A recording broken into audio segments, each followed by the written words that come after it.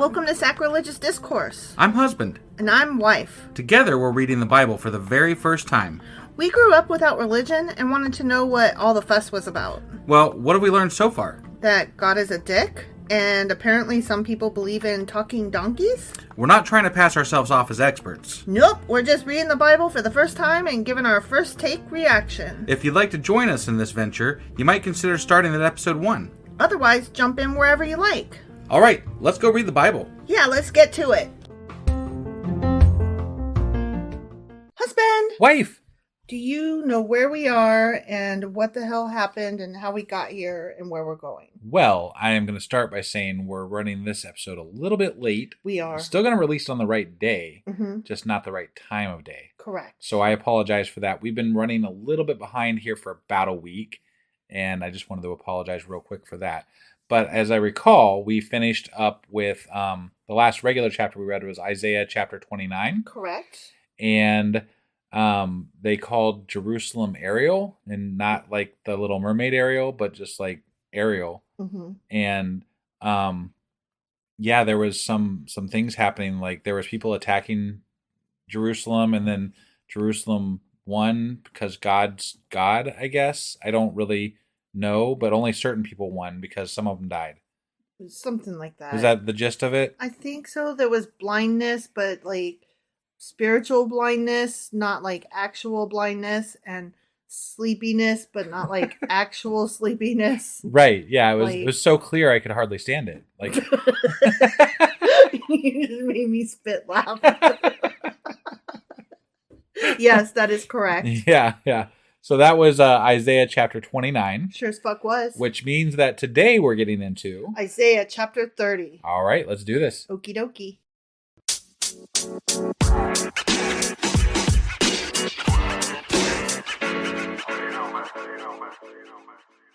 Okay, we are hopping into Isaiah chapter 30. Okay. Okay, and this chapter is going to be about the futility of reliance on Egypt. Okay. More of the, oh, don't do it. Turn to God, you guys. Yeah, see, I was thinking more the futility of relying on God to do anything. But hey, that's just me. Right, me too. Me too.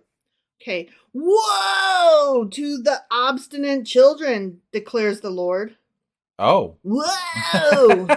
I mean, at least according to Isaiah, right? Right. Okay. To those who carry out plans that are not mine, forming an alliance, but not by my spirit, heaping sin upon sin. Whoa. Man, those assholes always not listening or following God's way. This is Isaiah speaking as God. He's like, I know. I get really sick of the back and forth between Isaiah speaking versus Isaiah speaking as God. Yeah, me too.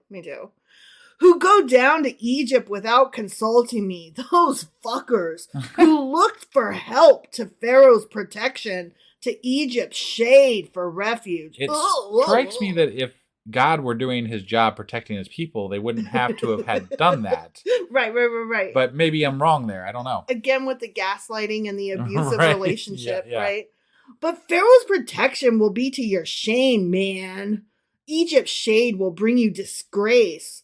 Though they have officials in Zoan and their envoys have arrived in Hanes, like the undies. Yeah, right. Everyone will be put to shame because of a people useless to them, who bring neither help nor advantage, but only shame and disgrace. Ooh. Sounds like there's a lot of shame, but if there was no help, if there's really no help there, why are they going there? Mm-hmm. I don't think people go places where there's no help.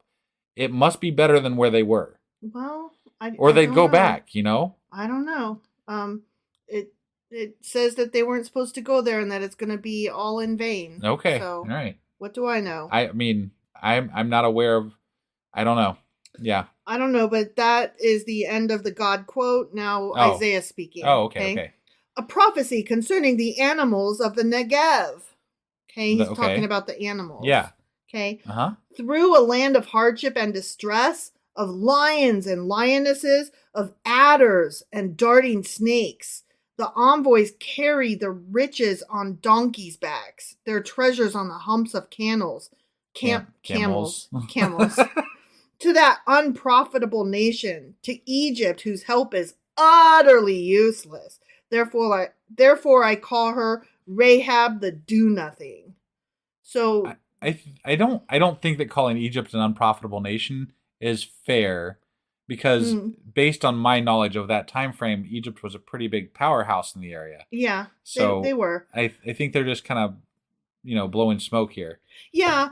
What's happening though is Isaiah is saying, man, you're making these poor animals carry all this gold that direction to Egypt, and it's for nothing. Those poor animals carrying all the gold on their backs for nothing. Right, because God, obviously.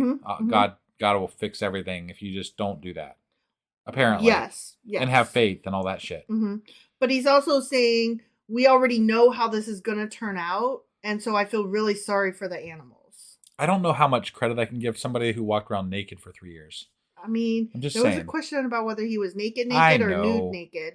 Why you got? I was just having fun with it. I'm just putting it out there for anybody who's shooting down my entire joke there. For anybody who's hopping in out of order, just wanted them to know he may or may not have been naked. He may have just been walking around in his undies. Regardless, undies or not, it's still fucking weird. Facts. Go now, says Isaiah. Yeah. Write it on a tablet for them and inscribe it on a scroll, that for the days to come, it may be an everlasting witness. So Isaiah's like, I'm telling you some shit that's going to happen. Right. Go write it down because I want it recorded that y'all did this. Y'all did not turn to God. Okay. Let it be on record. Well, it's on record. I mean, we're reading it right now. So. Yep. For these rebellious people, deceitful children unwilling to listen to the Lord's instruction, they say to the seers, see no more visions. And to the prophets, give us no more visions of what is right. Tell us pleasant things, prophecy illusions. Leave this way, get off this path, and stop confronting us with the Holy One of Israel. So it sounds like they're kind of sick of those prophets and shit. Yeah. Based on, they were talking about how some of these prophets were drunk all the time. And, Isaiah's the only, I mean, from what I'm gathering, Isaiah's the only one that's correct, maybe? Based on Isaiah's words. Right, based on Isaiah's words. Yeah. But if they're not getting good information from lots of different prophets, kind of shut the fuck up. Right, exactly. Go away and leave us alone. We're just trying to live here, guys. Yeah, exactly. Therefore, this is what the Holy One of Israel says. Okay. And so now I'm about to be Isaiah speaking as God. Sure. Because you have rejected this message, relied on oppression, and depended on deceit, this sin will become for you like a high wall, cracked and bulging, that collapses suddenly in an instant. Oh. Not just suddenly, but also in an instant. Yeah. Right. It will break in pieces like pottery, shattered so mercilessly that among its pieces not a fragment will be found for taking coals from a hearth or scooping water out of a cistern. Boom. Okay. Yeah. So he's like, he's gonna pulverize it, not just like y'all not turning to me, fuck you and die. Okay. This is what the sovereign Lord, the Holy One of Israel, says. So now he's speaking as God again. Yeah. In repentance and rest is your salvation. In quietness and trust is your strength. But you would have none of it. You said, nah, we will flee on horses. Therefore, you will flee. You said, we will ride off on swift horses. Therefore, your pursuers will be swift. Okay. You're going to get chased. Right, yeah. So, yeah. But what are they... I'm just... There was some talk earlier about like some of these prophecies where enemies were going to come in and fight. And if I have a family that I'm worried about and I haven't heard directly from God, and some of the prophets are like not exactly all on board with the same message, I'm going to go the fuck away. And I'm going to ask Egypt for help. You know why? Egypt is doing well. Right, because God's not talking to me. Yeah. He's talking to you, and I'm supposed to decide that this one's correct and this one's not. Right. And I don't know how I'm supposed to discern that as just a regular human being who's not being talked to by God. Right. Or talked to, God's not talking to me. Yeah. You know, there's no way to figure that out. Oh, honey, you're supposed to have faith. This book hasn't been written yet, but you're just supposed to have faith. No. You're supposed to know it intrinsically. No, bad guys with fucking weapons, I'm running. Yeah. I'm not sticking around for my family to die. That's dumb. I agree with you 100%. Just because somebody was like, hey, we're probably going to live because God said so. Or we might, though. Some of us will die. Right? Not me. Yeah, right. It ain't going to be me, yo. Yeah. 1,000 will flee at the threat of 1. At the threat of 5, you will all flee away till you are left like a flagstaff on a mountaintop, like a banner on a hill. Okay. Mm-hmm. Sure. Yet the Lord longs to be gracious to you. He longs. Does he? That's not the impression I've gotten. He so wishes he could just be nice. I don't think that's what he does, actually. Moreover, he could just actually stop wishing it and just be it. I'd like to go back and count how many times we've called God a dick. Me too. Because it's got to be countless. So him being gracious is bullshit. Mm-hmm. I agree. Yeah. Yet the Lord longs to be gracious to you. Therefore, he will rise up to show you compassion. Will he now? He'll only kind of kill some of you, maybe? Yeah, I don't know. Maybe.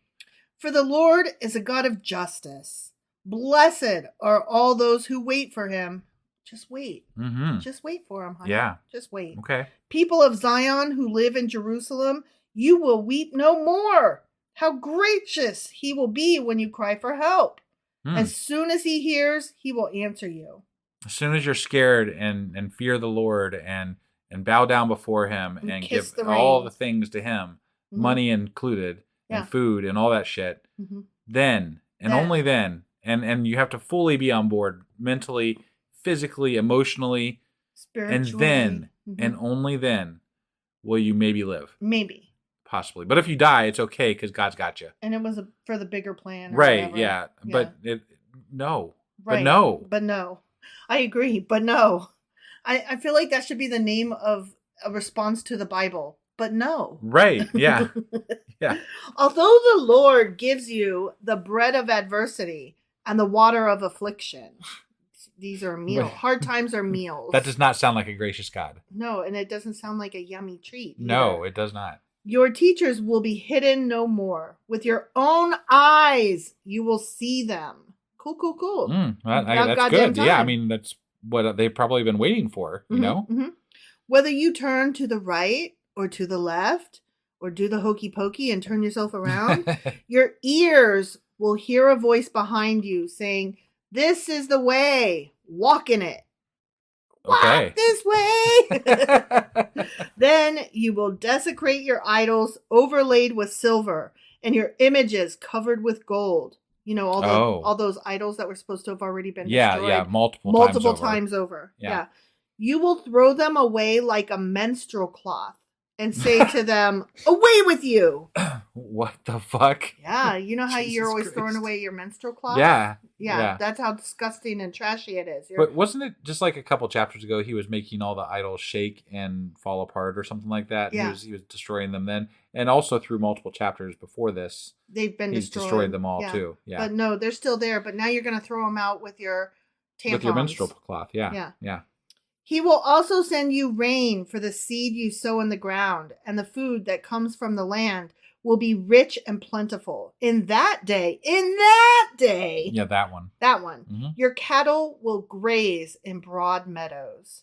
The oxen and donkeys that work the soil will eat fodder and mash, spread out with fork and a shovel.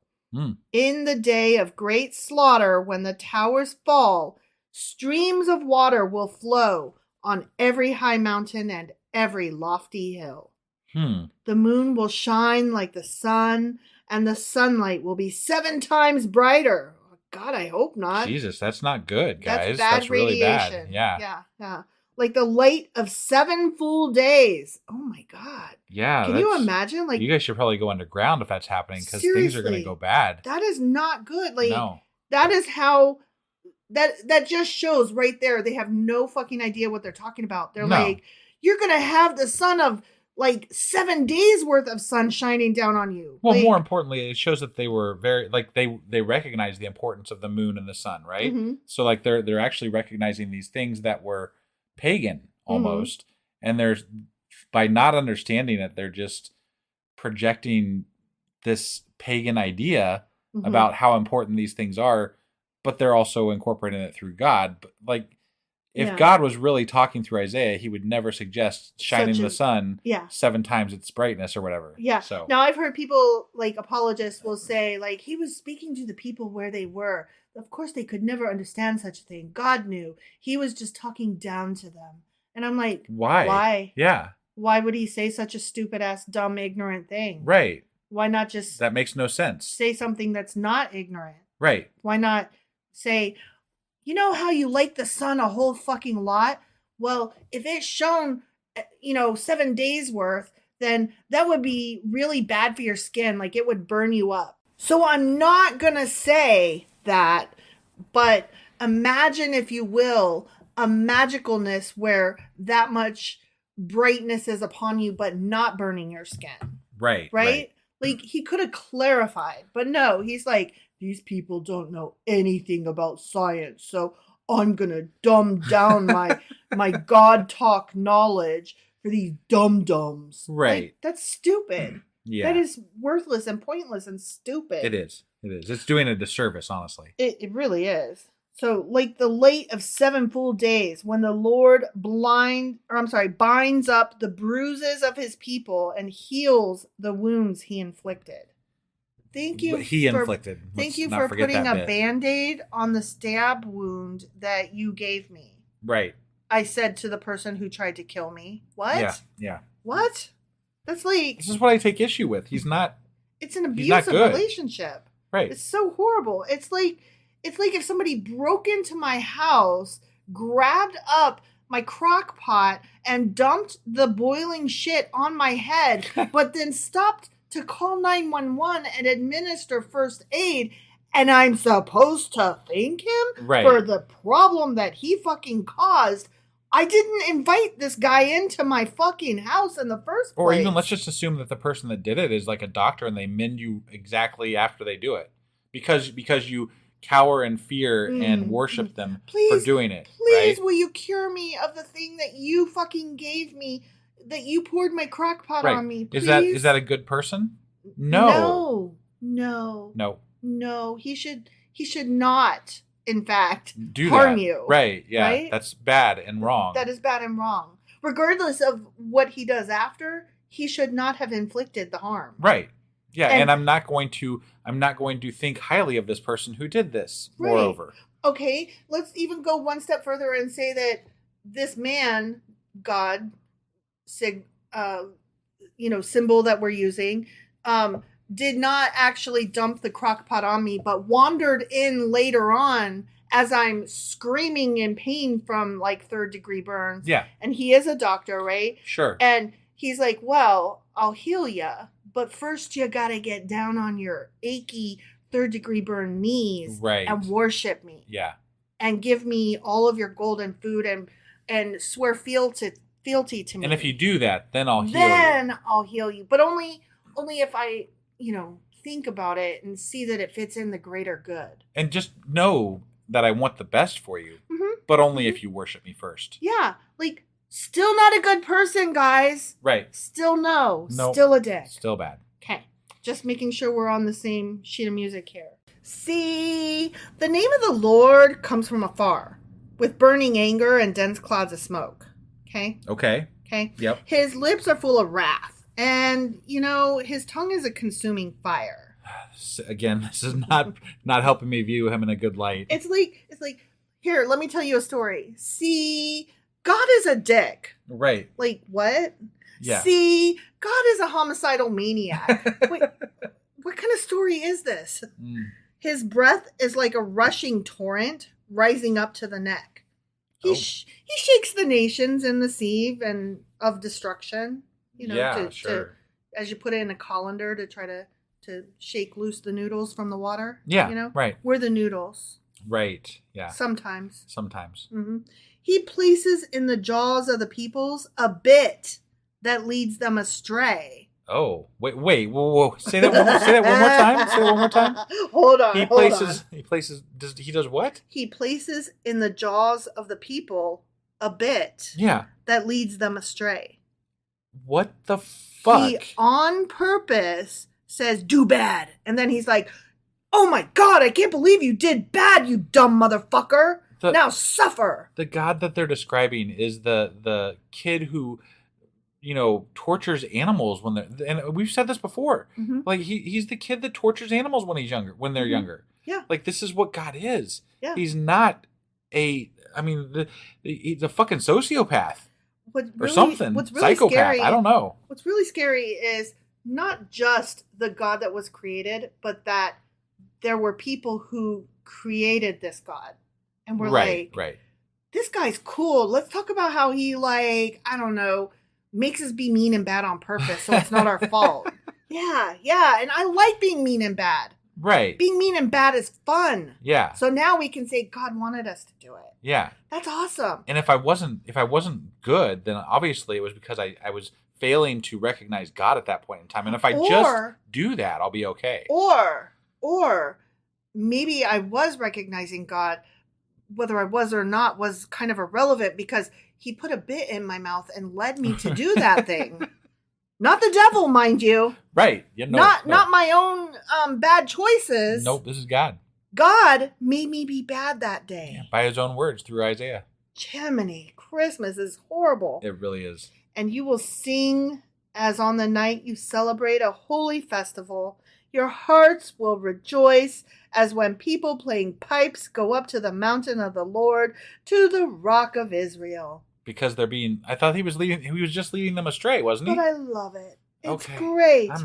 The Lord will cause people to hear his majestic voice and will make them see his arm coming down with raging anger and consuming fire, with cloudburst, thunderstorm, and hail. What is happening? Like it sounded good for a second, and now we're back to fucking shit.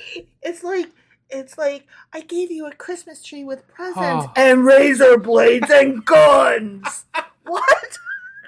What is going on? I don't know, but I don't like this guy. It's horrible. The voice of the Lord will shatter Assyria. With his rod, he will strike them down. Well, we haven't heard from Assyria, and we don't know their story, but sorry, guys. Yeah. Every stroke the Lord lays on them, you said stroke, with his punishing club,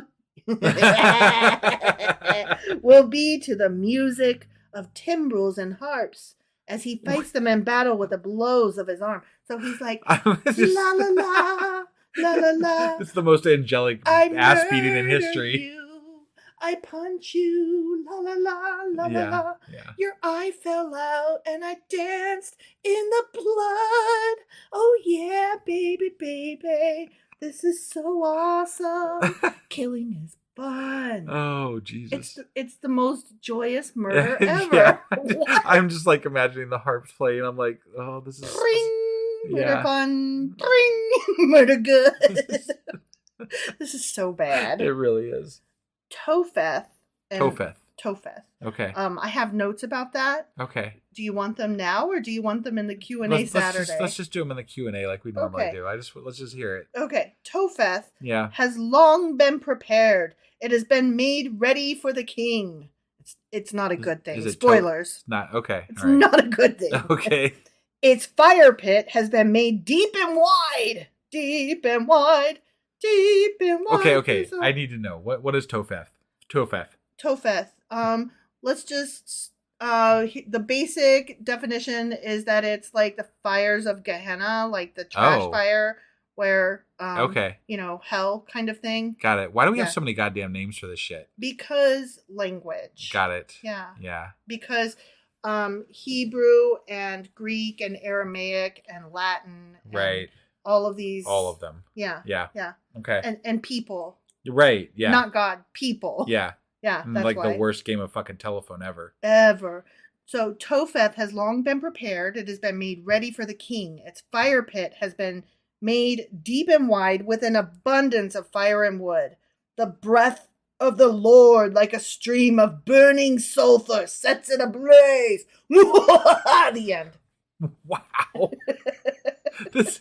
It sounds like a fucking villain. He is like a the villain. Worst of villains. Like this is like the big baddie boss at the end of a fucking video game or something. Like he's got breath flames that are gonna send you to the pits of hell. Like what? Yeah. It's not good. Oh, it's not good. Man, I don't even know what else to say, but that was a rough chapter. That was not great chapter.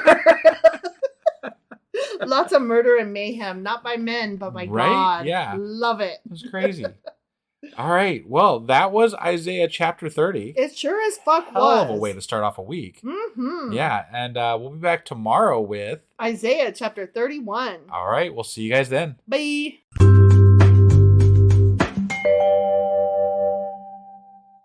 Husband. Wife. Do you know where we are, what happened, how we got here? Do you remember what happened? Well, we just finished recording Isaiah chapter 30. That is correct. And God was a bit of a psychopath with bad breath. And he was killing people with that bad breath.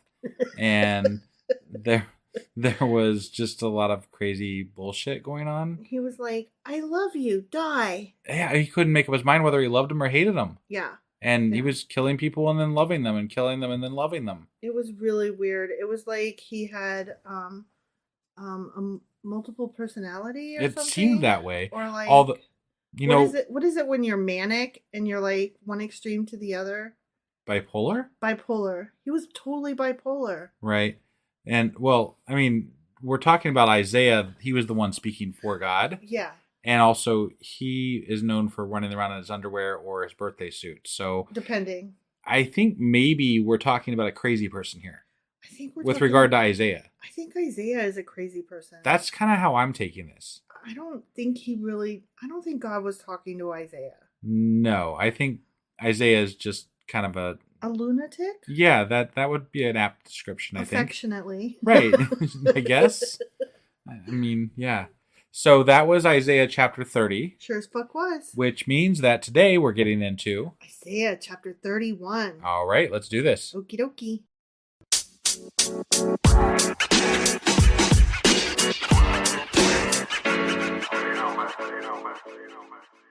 Okay, so Isaiah chapter 31. It's really short. Before we start it, I actually have to do something that I don't normally do. Okay. I have to read you the heading on this. And remember, we decided a while ago that we're not going to normally do that. Right, because the headings are not part of the quote unquote Bible. Right. Okay, but this time I have to.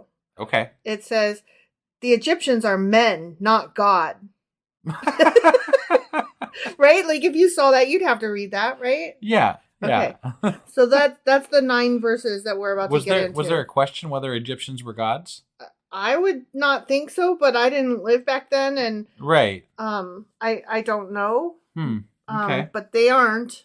I believe that they worshipped some of them, at least many of them worshipped gods. But I'm well aware of their gods. They are not, nor have they ever been gods themselves. Gods, right? God. Yeah. Not just gods or God. God. Yeah. They are not God. Okay? Good to know. That's okay. I'm glad we prefaced that with that information because I was completely unsure in no way whatsoever. Now we know? Question mark. Whoa! To those who go down to Egypt for help.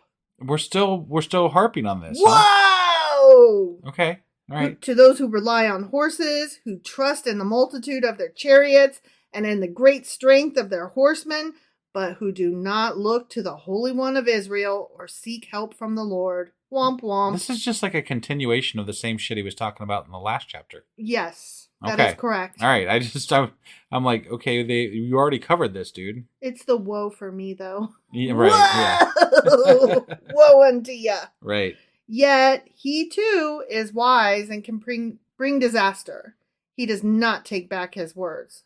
The God doesn't? God doesn't. I don't know about that, actually. He does. Yeah. We've seen it. Right. I mean, I don't have the exact ones at hand, but he definitely changes his mind. There's some times he wasn't exactly sure about things. Some people would call him a loving God, or some might go so far as to say he's fickle. Yeah. I would say he is a wishy-washy motherfucker. I feel like the word fickle is underused. I do too. Yeah. He's a fickle. I haven't used that word in a while. I like mercurial. Okay. He has a mercurial temperament. Yeah, that's good. It's good. Mm-hmm. But fickle. Fickle. It sounds almost dirty, like I mean, that's not fair. Like, I'm fickle. No, I'm just saying like the word itself. I'm not saying like the connotation of the word. I'm saying the word itself just sounds like it could be a bad or dirty word, you know? Why are you so fickle, God?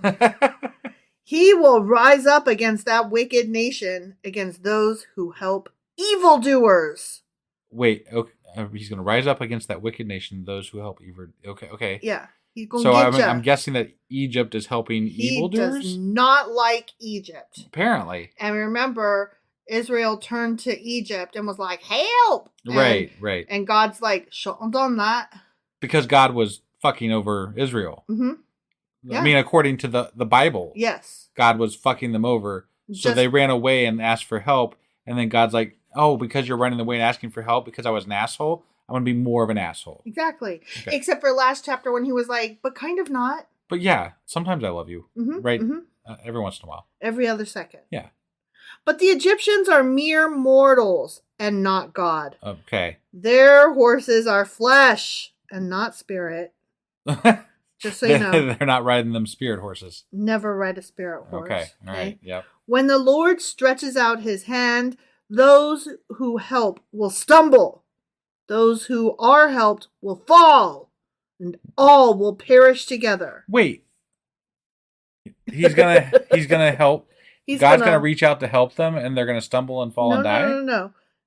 When the Lord stretches out his hand, those who help. Oh, yeah. Yeah. Oh, okay, no. Those who help will stumble. So when the Lord stretches out his hand, he's like saying, when I am offering out my hand, those who help will stumble. Because why are they trying to help where I'm stretching out my hand to help? Okay.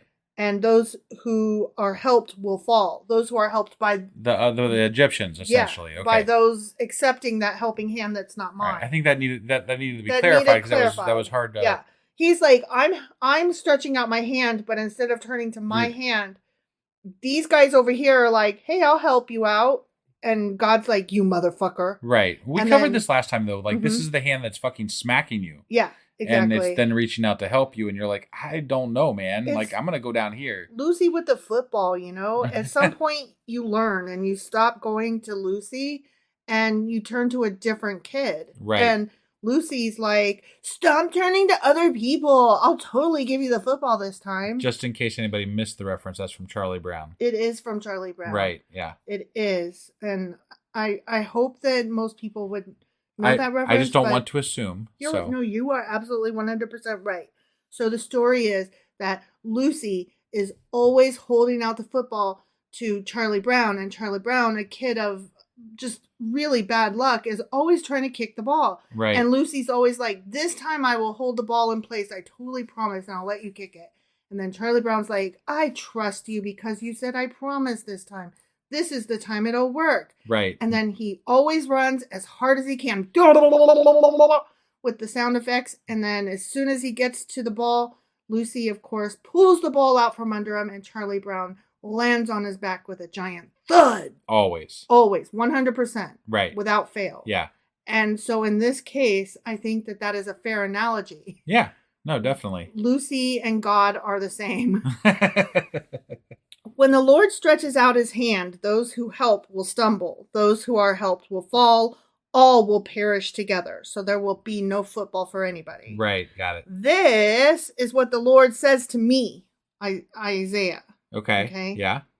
As a lion growls, a great lion over its prey, and though a whole band of shepherds is called together against it, it is not frightened by their shouts or disturbed by their clamor. So the Lord Almighty will come down to do battle on Mount Zion and on its heights.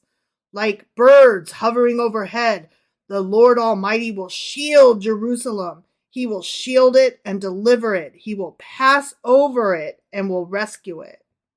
So I'm a little confused because we were just talking about Egypt and them helping the people that were Israelites that were running away from Israel and then he's talking about being the shield that's going to protect Jerusalem. Like we're talking about two different things here.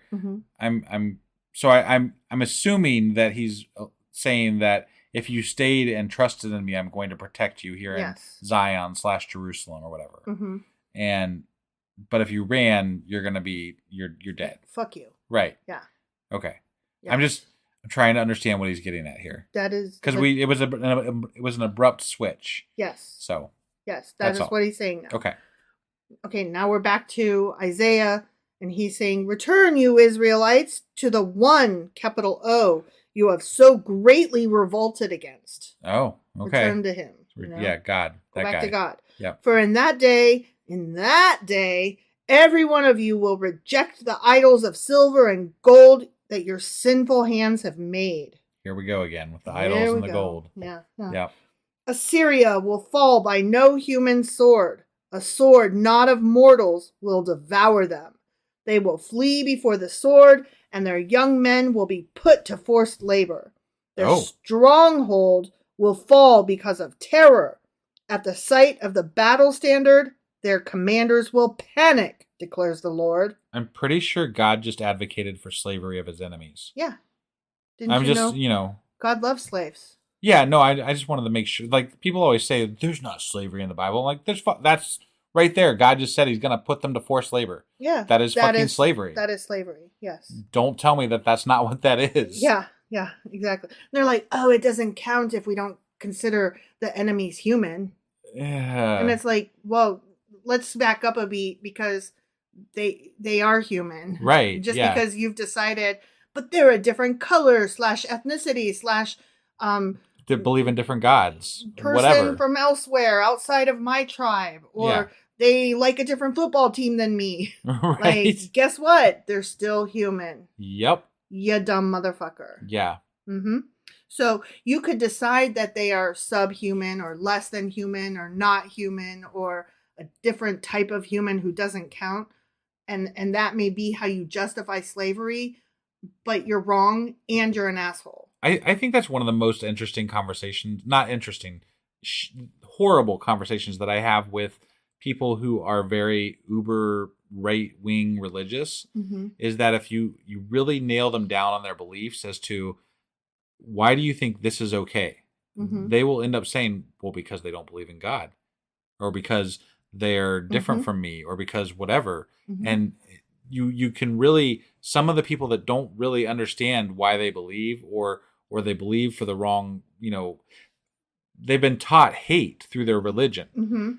They will show you that hate if you push hard enough. And they don't even feel like, there's not even a question about, they're like, what? It doesn't count. Right. And that's the scariest part to me, is that they don't understand that it's not okay. Right. Like we talk about morals a lot of the time, and how people need, people that are religious think that they need God to determine their morals and their, how they interact with humans and stuff like this. And I'm like, and they will literally sometimes say, I might go do horrible things if it wasn't for my belief in God. Right. And I'm like, I believe what you. the fuck?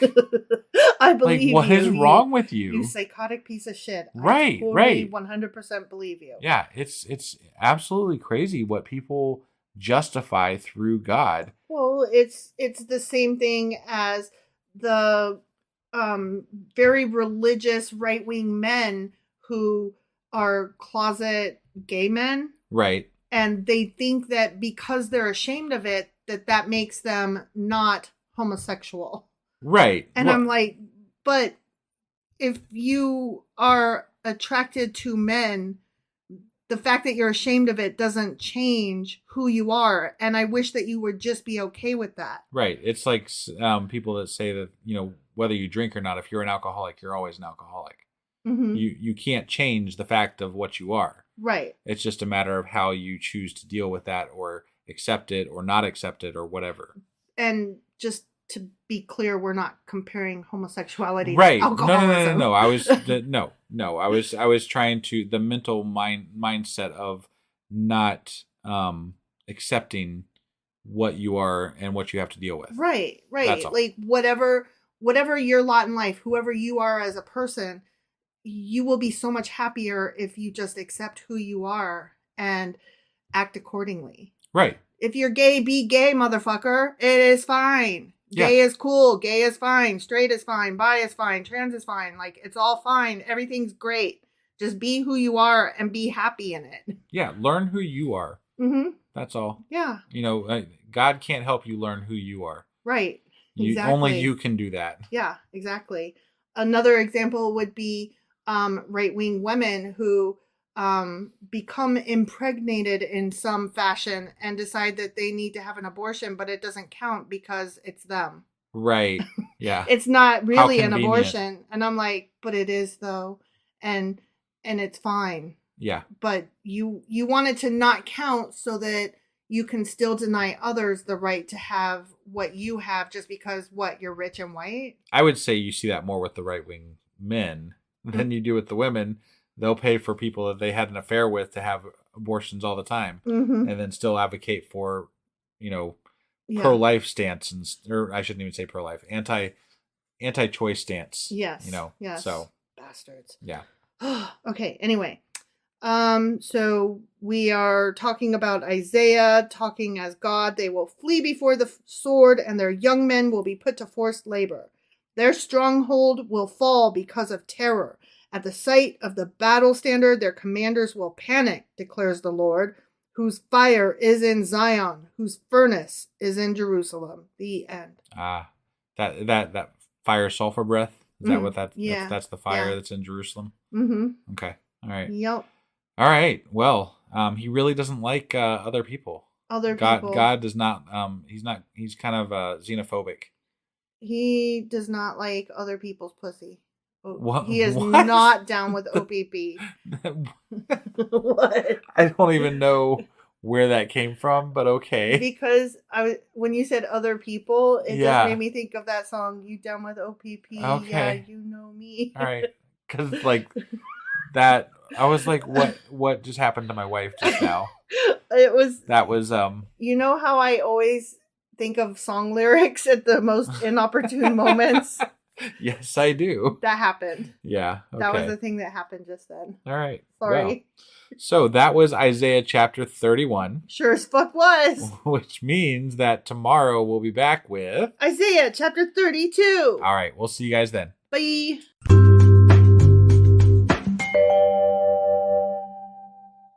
Husband. Wife. Do you know where the hell we are and how the hell we got here and why it is the way it is? Well, we are in Isaiah. We are. And we just read Isaiah chapter 31. We sure as fuck did. Which, if I recall correctly, was more of just a continuation of God killing people and stuff. I think so. Because they're... And then he was going to save Jerusalem, but after he killed the people that ran away from Jerusalem, and then he was going to kill the people that were helping the people that were running away from Jerusalem. And he was kind of psychotic because he was like... I love you. I'm gonna kill you with razor blades on the Christmas tree. But also, I hate you. Yeah. I hate you. I love you. I hate you. I love you. Yeah. Right. It was both. It was creepy. all. It was creeptastic. It was bad. It was not good. No. So that was that. Mm-hmm. And today we're doing something else, which is the new chapter, which would be Isaiah chapter 32. You ready to do this? Yes, I am. Let's do it. Okie dokie.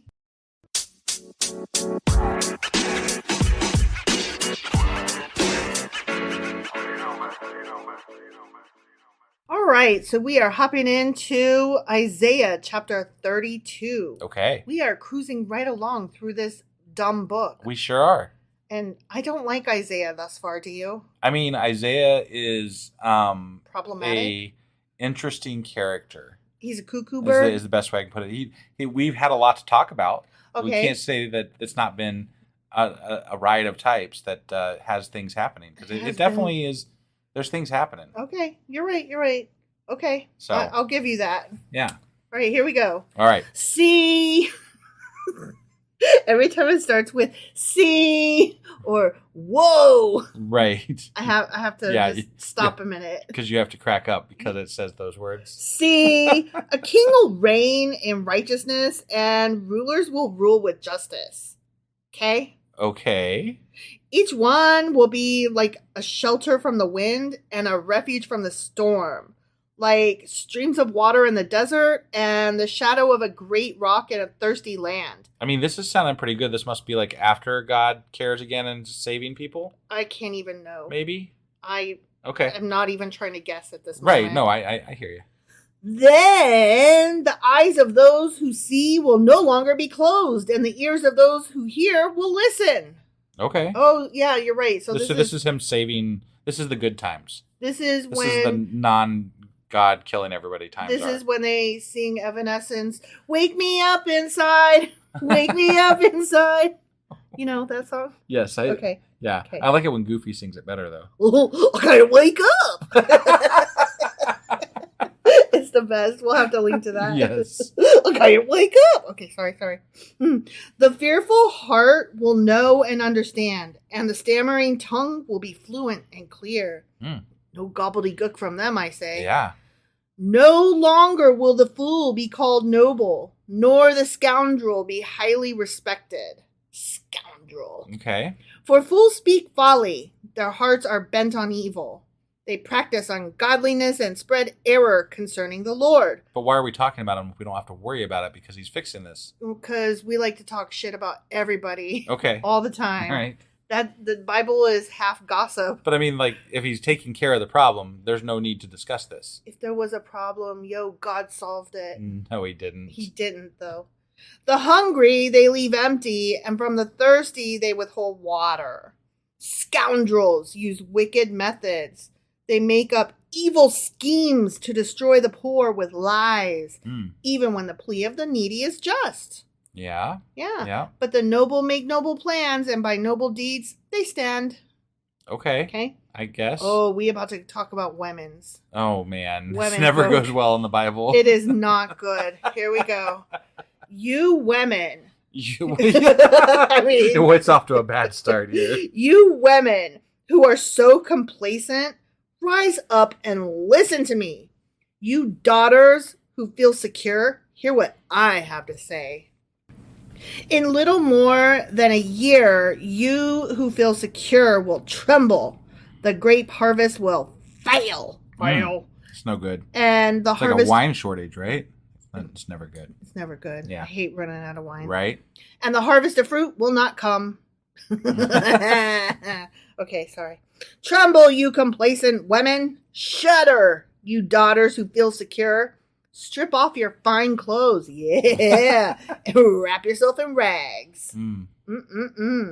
Beat your breasts. What? Beat them, baby. Beat them fun bags. What God's getting mad at the women for being complacent when I'm almost 100% certain that at some point that we've already read that women are told to be complacent. So what the fuck are they supposed to do? You're only supposed to be complacent when your man is right with God.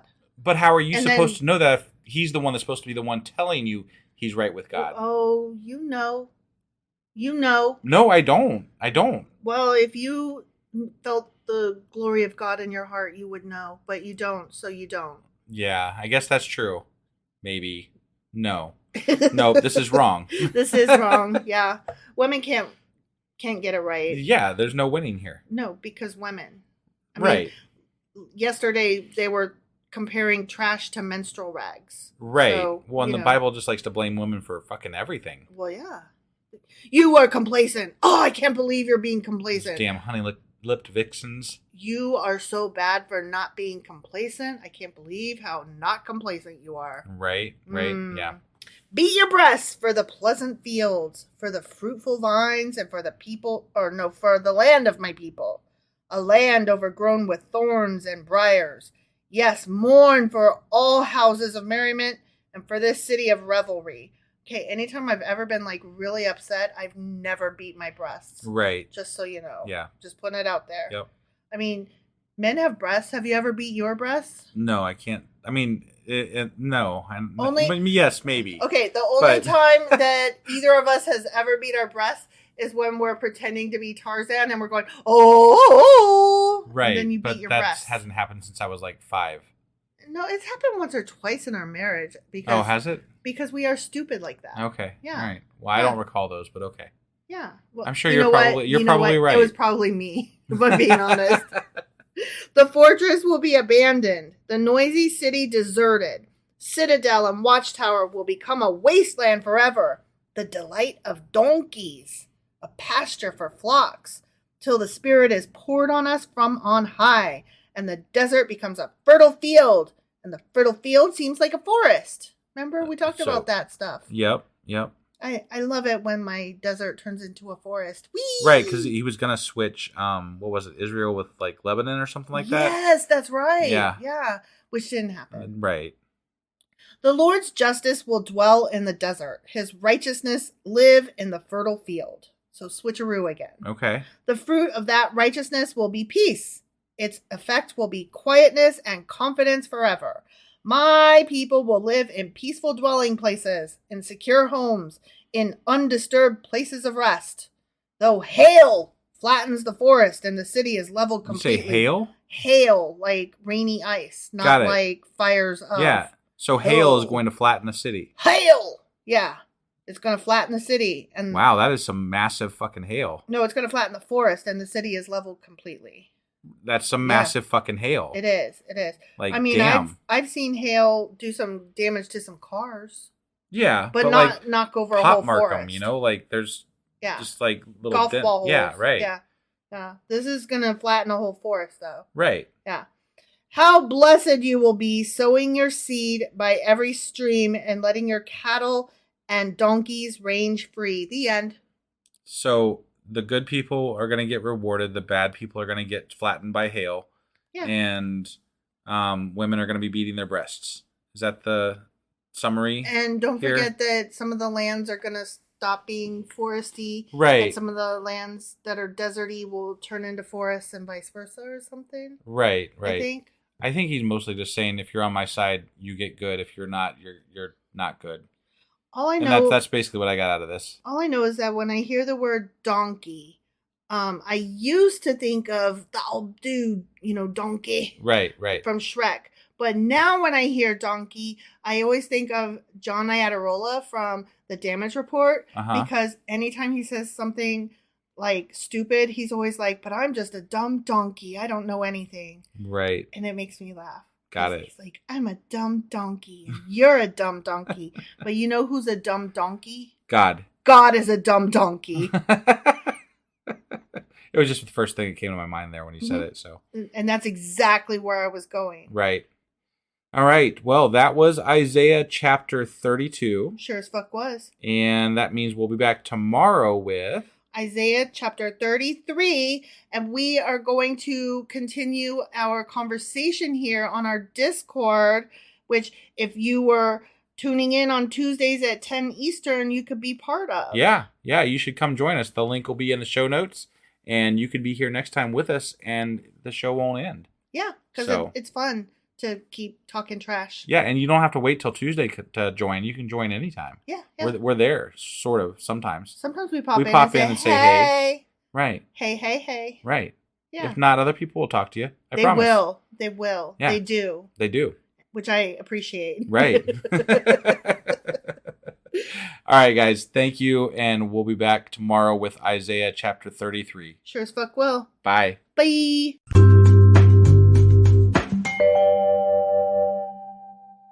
Husband! Wife! Do you remember where we are and how we got here and what happened? Well, we just got done reading Isaiah chapter 32. Sure as fuck did. And they wanted to discuss women in there, which is never a good idea for the Bible. They should stay away from that. They should stay away from that. They don't handle it well. They do not. No.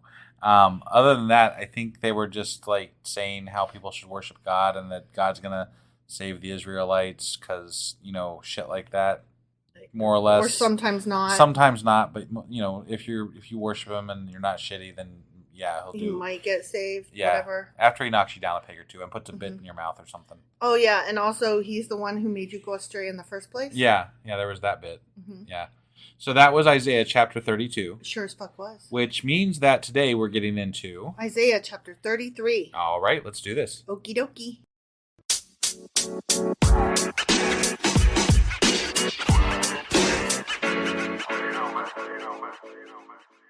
All right. Well, before we get started on this chapter, I thought I would give a reminder of where we're at in the book of Isaiah. Okay. Towards the beginning, I don't know if you recall, but I mentioned that the book of Isaiah is divided into like first Isaiah and second Isaiah. Sure. We're still in first Isaiah. Okay. Yeah. That's chapters 1 through 39. Okay. And then chapters 30 through 32 specifically dealt with Egypt and the Assyrians, and they were like supposed to be poems or whatever. And then prior to that, we were in a different section that I don't even remember what it talked about, but it was a different collection or whatever. Sure. So we're out of that collection, starting with chapter 33 today. So it's gonna be something new today. Something new, hypothetically. On reading through notes real quick, it kind of looked like more of the same. Like I never noticed. Did you notice a change at all from the one collection to the next? Maybe slightly, but would you have noticed had I not pointed it out? Probably not. I mean, Isaiah so far has just been a lot of like, follow God or else. It's kind of all over the place. Yeah. Right. But that seems to be the main theme. Yeah. So, just wanted to give a reminder that we are still in quote unquote First Isaiah. Correct. And we're not in either of those two collections in First Isaiah that we just got through. Okay. Yep. Woe to you, destroyer, you who have not been destroyed. Okay. It almost sounds like, hey, pot calling kettle black. Right, You pot. I mean, it sounds like he's referring to the people that are warring against other people that have not yet been destroyed by God. Exactly. Yet, meaning that he probably will destroy them. Right. Woe to you, betrayer, you who have not been betrayed. Okay. When you stop destroying, you will be destroyed. Oh, there it is. Yep. When you stop betraying, you will be betrayed. Yeah, that was for sure going to come. We knew it was. Yeah. Yeah. Lord, be gracious to us. We long for you. Be our strength every morning, our salvation in times of distress. Hypothetically, this is the Israelites talking? I don't know. I think, this is Isaiah talking to, I think, the Israelites. Okay. All right. But for the Israelites, even. Maybe. I don't know. Right. He talks for so many people, I can't hardly keep it straight. I don't think he's talking for people. I think he's directing a message, like, from God to Israel. Okay. All right. I could be wrong, but that's the impression that I got. Got it. At the uproar of your army, the peoples flee. When you rise up, the nations scatter. Your plunder, O nations, is harvested as by young locusts. Like a swarm of locusts, people pounce on it. Okay. The Lord is exalted, for he dwells on high. He will fit Zion with his justice and righteousness. Great. Okay, I guess. Sure. I mean, okay. Whatever. He will be sure the foundation for your times, a rich store of salvation and wisdom and knowledge. The fear of the Lord is the key to this treasure. There we go. Fear the Lord. You gotta have that fear. Yeah. Fear. Not really love or worship so much as just fear. It's always fear. And always fear. Keeps coming back to that over and over and over and over again in the Bible. How you have to fear the Lord. Fear the Lord. That is one of the things that I absolutely loathe about this God is that he wants you to fear him, and that he's jealous if you don't fear him. If you don't only him. Right? Yeah. He's just if we're to pretend that this God is a real God, it's such a awful entity. It is, and it's just I can't get on board. Even if it is a God, I couldn't bring myself to get on board with this dude. Right. Just imagine a person walking around saying, "Fear me, motherfuckers! Right? Fear me!" Like none of us will put up with that.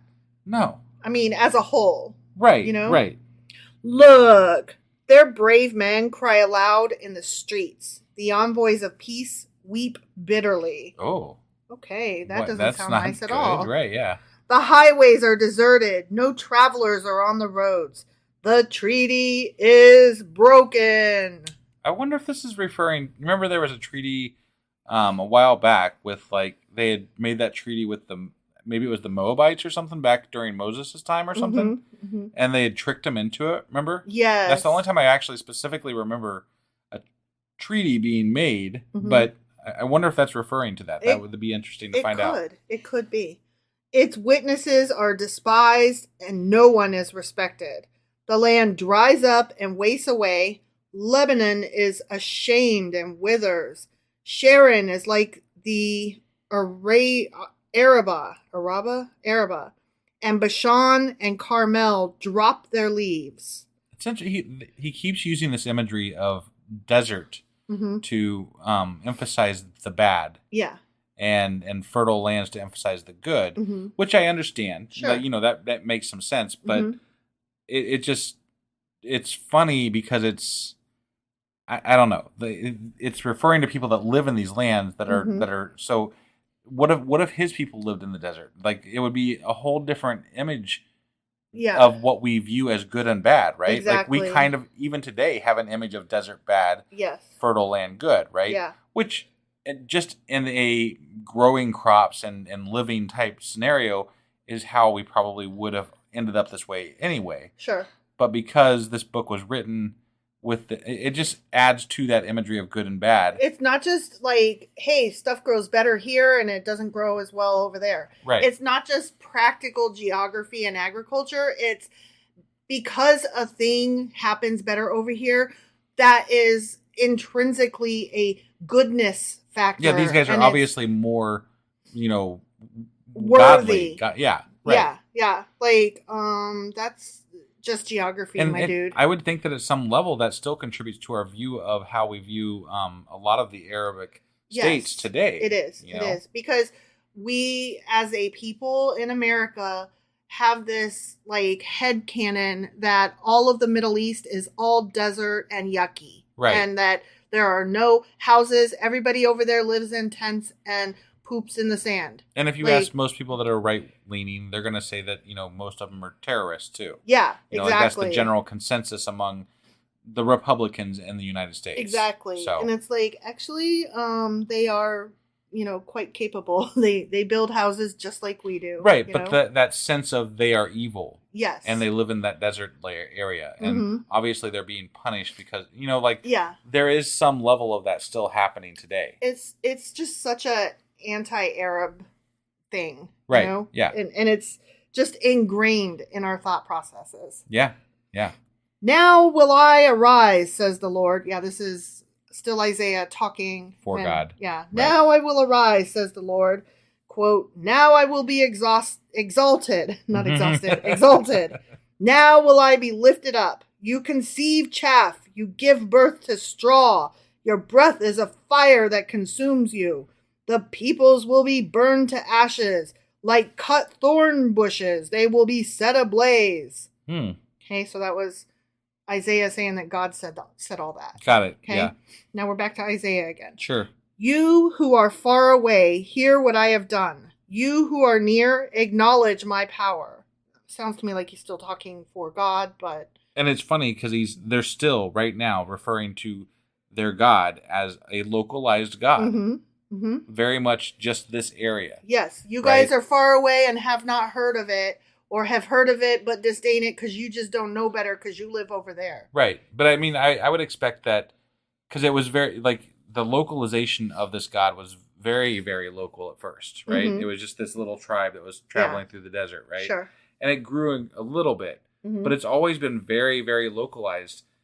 Every once in a while, they reach out and say, God did all this for the entire world, or all this for the whatever. But generally, they refer to it as this very local phenomenon. And that's, I love that. Like, I think that historically, if we could get past the... God created the whole fucking world, and this God is the only one and did all the things. Right. It's an interesting story. Like, as far as, like, a myth story is concerned. Right, exactly. So. The sinners in Zion are terrified. Trembling grips the godless. Are you trembling? You not even person? A little bit. No. Right? Yeah. I might be trembling from laughter. Okay, now we're back to quote marks. Who of us can dwell with the consuming fire? Who of us can dwell with everlasting burning? So now he was like speaking for people. Sure. Saying that the people are saying that shit. Yeah. Okay, now, but that was end But quote. I mean, obviously you can't live with that, so. Right, exactly. Those who walk righteously, this is Isaiah again. Yeah. Those who walk righteously and speak what is right, who reject gain from extortion and keep their hands from accepting bribes, who stop their ears against plots of murder and shut their eyes against contemplating evil, they are the ones who will dwell on the heights, whose refuge will be the mountain fortress. Okay. Their bread will be supplied, and water will not fail them. Oh, that's great for them. Yeah. That's awesome for them. Mm-hmm. Okay. They're good, I guess. They're bad, and they get good stuff. No, it was saying they were good. They shut their eyes against contemplating. Oh, yeah. They stop their ears against plots of murder. Right. They shut their eyes. No, you were right. Sorry. I was reading it wrong. No, you're good. Sorry. That's why I'm here. Well, it's sometimes hard to keep it straight while I'm reading and trying to comprehend it at the same time. Yeah, no, I got that you. I don't always get the full message. You just should never argue with me when I'm saying nope. That was the wrong thing. Well, fuck off. Their bread will be supplied, and water will not fail them. Your eyes will see the King in his beauty, and view a land that stretches afar. In your thoughts, you will ponder the former terror. Okay, now we're back to quote marks. Fear. And back to quote marks, okay? Yeah, right. Where is that chief officer? Where is the one who took the revenue? Money? I don't know. Where is he? Where is the officer in charge of the towers? Is this God asking? No, this is your thoughts. You're pondering the former terror. Oh, okay. I don't know where the guy that was in charge went, and he took all the money. Okay. I don't know. What happened? Right, okay. End quote. Yep. You will see those arrogant people no more. People whose speech is obscure, whose language is strange and incomprehensible. Look on Zion, the city of our festivals. Your eyes will see Jerusalem, a peaceful abode, a tent that will not be moved. Its stakes will never be pulled up, nor any of its ropes broken. That's interesting because, the house of the Lord used to be the tabernacle, which was essentially at first a tent that traveled with them. Uh-huh. So the imagery there is to kind of, to me, feels like they're invoking that tabernacle as part of that. They are because the next 3 verses are going to speak. Okay, 2 of the next 3 verses are going to speak about a ship. And the reason I'm saying this is because the middle verse, according to the notes that I read, the middle verse is out of order. So I'm going to read it the way it should be read and then come back and tell you what I meant. Okay, sure. So, verse 21. There the Lord will be our mighty one. It will be like a place of broad rivers and streams. No galley with oars will ride them.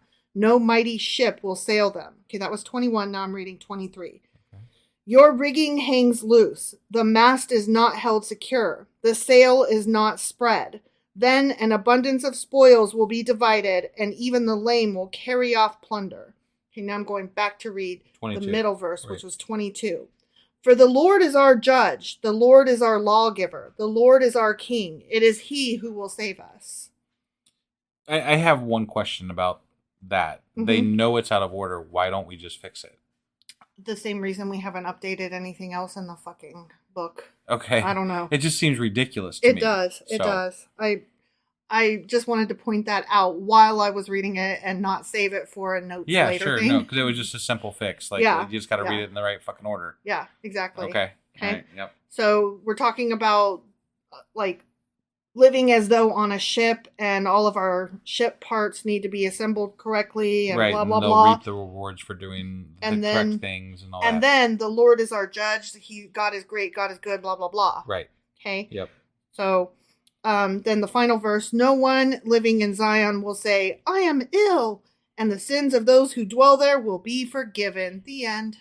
Oh, they're going to be forgiven. Okay. Mm-hmm. Again. And no one will be ill. No one. Wow. This is a prophecy. Mm-hmm. This is something that's going to happen. So apparently, either it's not yet come to pass, or there was a time in history where no one was ill. Well, just the good ones. At least in that little geographical area. Right. Yeah. Right. You would think that would have been written down in some history book at some point. Science there was marvel. this time in our history where no one was ill. Right, like that. Right. 2-hour period, maybe. Yeah. That would be a scientific marvel. Yeah, it really would be. But that goes to so, a lot of people, and when someone gets sick, they sadly kind of will sometimes question what you did against God. What to you deserve did, that. Right, to deserve. You brought it on yourself. Right.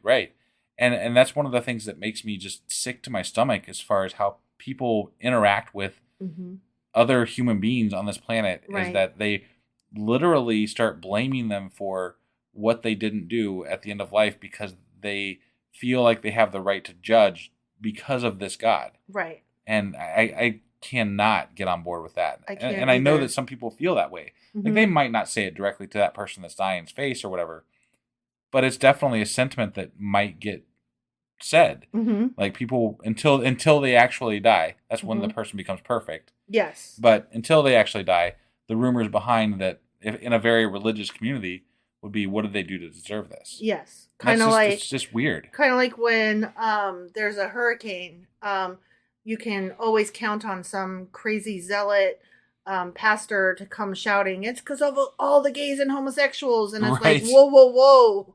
Slow your roll there. You really need to not say those things. That is horrible, because no, it's not true. And the majority of the people who died were not actually gays and homosexuals. And even if they were, they deserve to die. Fuck you. Well, then that's just like we were talking in the last chapter about the slavery issue that came up, right? Mm-hmm. And how God was going to have their enemies become, slaves. Yeah. And it doesn't matter. You're talking about human beings. Right. But you'd have to recognize that, though. Right. And, it's all well and good to say that, okay, if you want to believe that God's going to judge everybody for these things after you die, that's fine. But what gives you, like, everything I've read so far, you don't have the right to judge them in this life. Right. There are certain things, I guess, like being a psychic, that though they want to stone them to death or whatever, but it depends on the psychic, is what I'm saying, because nobody's stoning Isaiah. Right. Yeah, but I'm saying that there are a few things that God did kind of maybe direct them to harm individuals for if they broke those laws or whatever. Right. But generally, I would say more often than not, God says to not judge other people and leave that up to God. God will take care of it. Usually he tells people that they need to go take all these different kinds of baths and do these different like magic spells to be cleansed. Right. But I hear most often trust in God, right? Mm-hmm. Trust that God will remedy the situation. Mm-hmm. You don't need to worry about it. Give it over to God. But people love to fucking worry about it. Well, they love to judge. They love to ridicule. They do, because it's an extension of gossip, and we all love to gossip. This is just taking gossip a step further. Not only do I want to gossip about people, but now I want to act on it and actively harm them and be justified in doing so. Yeah, right. But and part of what really bothers me is the amount of almost glee that seems to emanate from them when they are giving these judgments on people. Mm-hmm. I'm like, because they're like, I'm going to go to heaven and you're going to fucking hell, bitch. Yeah, exactly. I'm like, Jesus Christ. Chill, man. Right. The fuck? Yeah. All right. I've gone on long enough. I had to get that out of my system there. So that was Isaiah chapter 33. Sure as fuck was. Which means that we'll be back tomorrow with Isaiah chapter 34. All right. We'll see you guys then. Yep. Bye.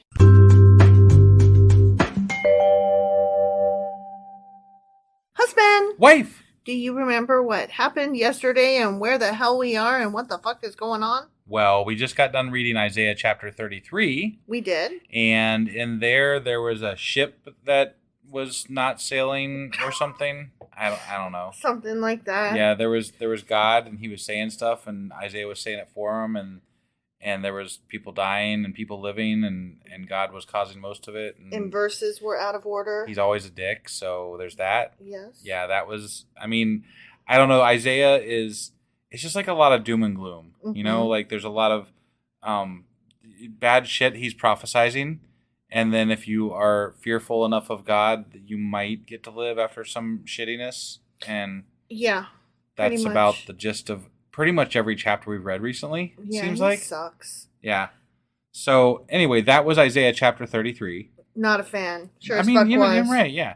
And so today we're reading Isaiah chapter 34. All right, let's go do this. Okie dokie.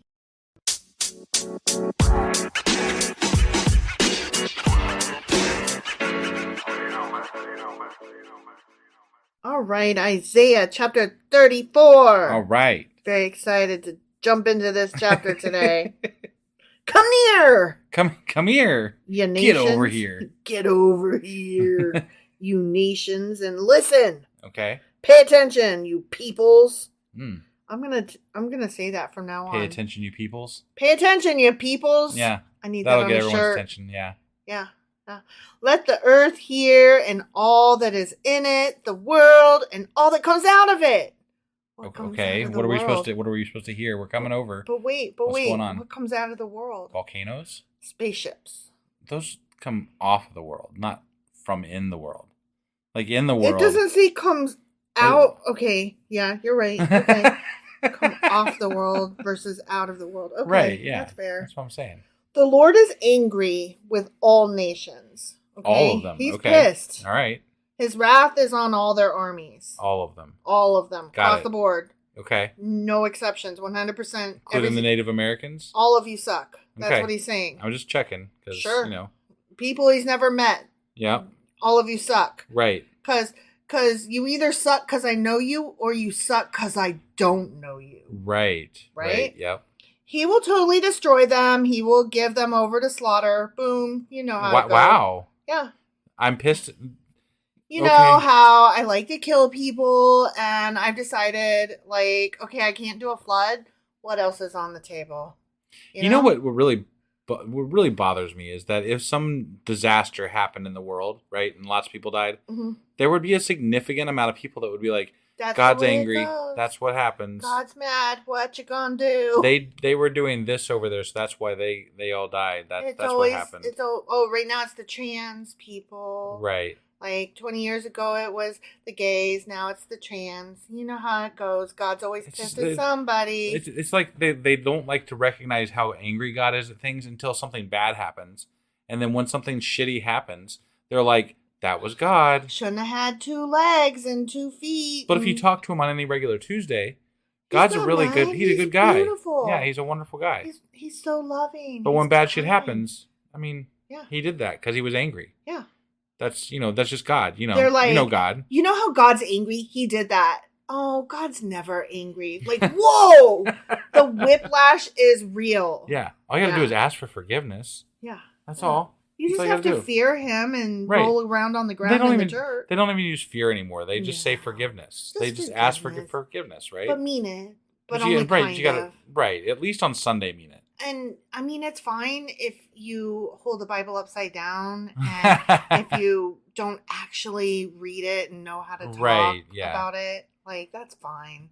As long as other people think that you're religious, then you're still probably okay. And really, do they have to think you're religious or do they just have to like your warmongering? Yeah, that works too, I think.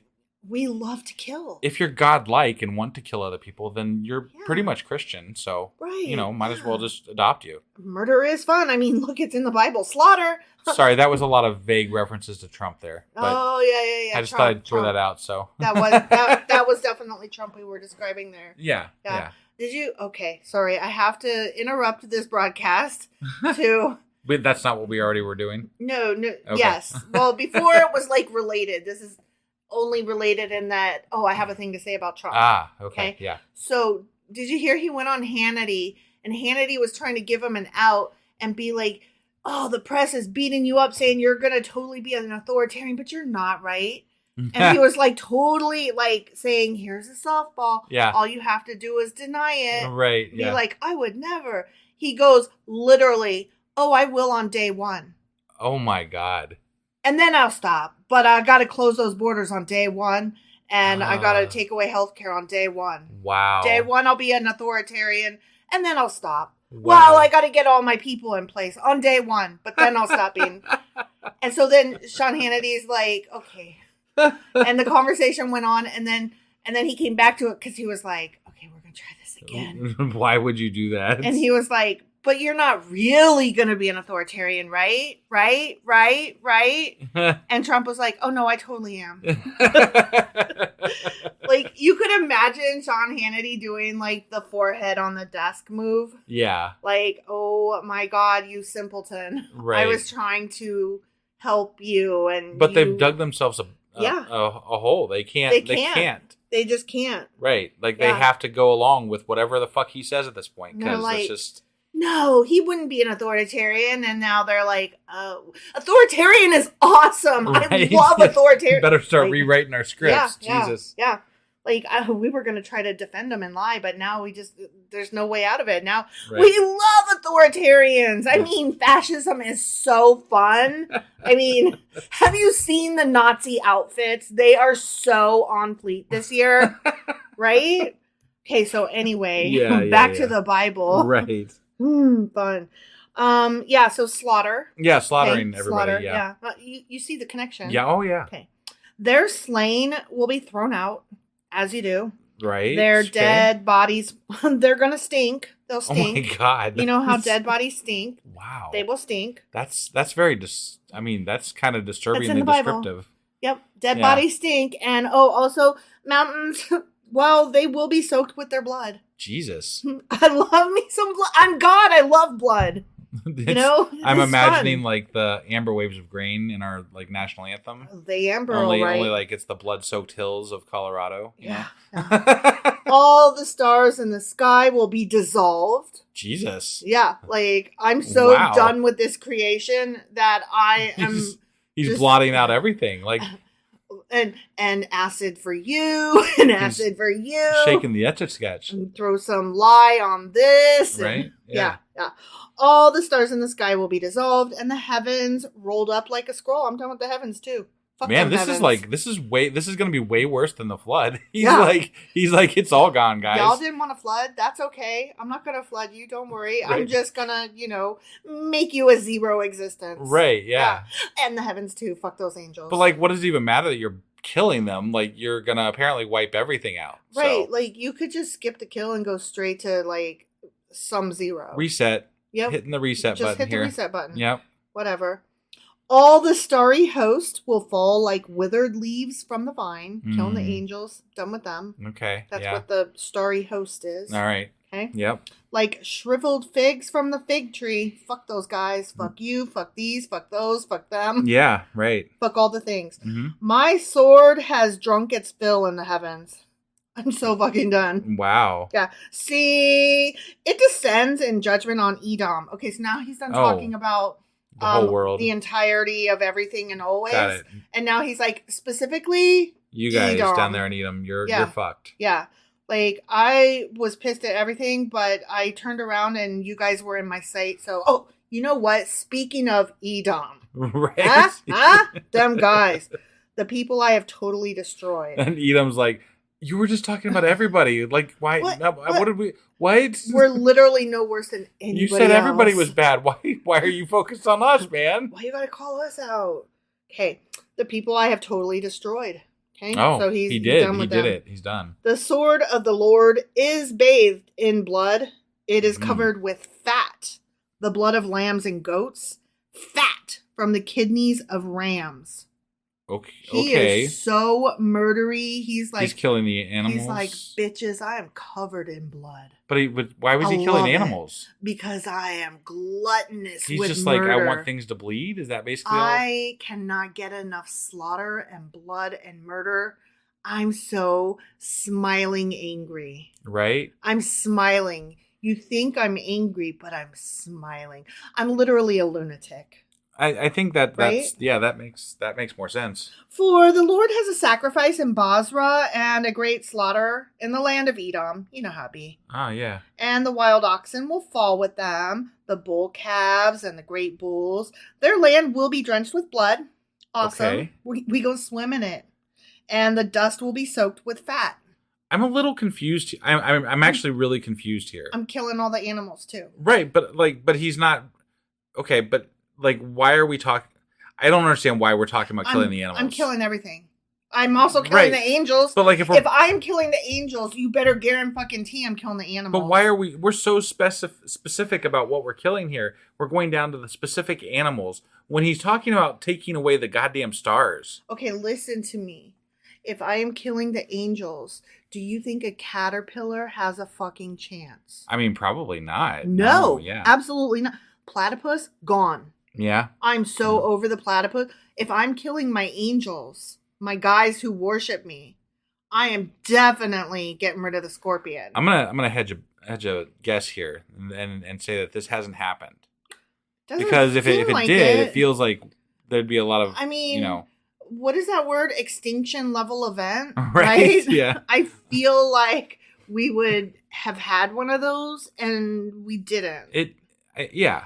Right. Well, I mean, the stars going away would probably make some news even thousands of years later. Yeah, I would think that. And also all the rivers of blood and animal fat. Yeah, that would definitely, that would resonate. Yeah. I happened to see some documentaries today that had animals in them. Yeah. So they're still around. Right. So. Right. So they made it. That's good. I'm glad to hear it. I'm glad to hear it. I haven't seen any angels lately, though. So, I mean, for all I know, they done. Right. Okay? Yeah. Have you? Maybe he stopped with the angels. It's like he started and then he killed all the angels. He was like, I was going to kill everybody else, but goddamn, I'm tired. This shit wore me out. Right. Yeah. And I'm done being mad now. Whatever. Right. Whatever. Like, literally, he just needs some, like, Lexapro or something. I mean, it sounds like it. I say that as a person on Lexapro. Right. Not making fun and mocking people with mental health issues who need Lexapro. Right. So much as saying, methinks the Lord could use some. Right. For the Lord has a day of vengeance, a year of retribution, to uphold Zion's cause. Okay? Oh, okay. You know. This is upholding their cause. Yeah, this is a cause. What exactly is their cause? Kill them all. Kill. Okay. Murder, kill, okay, sure. Slaughter. I thought it was to fear God and to be upright and all that shit. Drown in blood. But apparently it's just killing things. Dance in fat. Yeah, right. What? All those things apparently. Throw babies against rocks. What? They haven't covered that one yet. Not in this chapter. Not in this chapter. Right.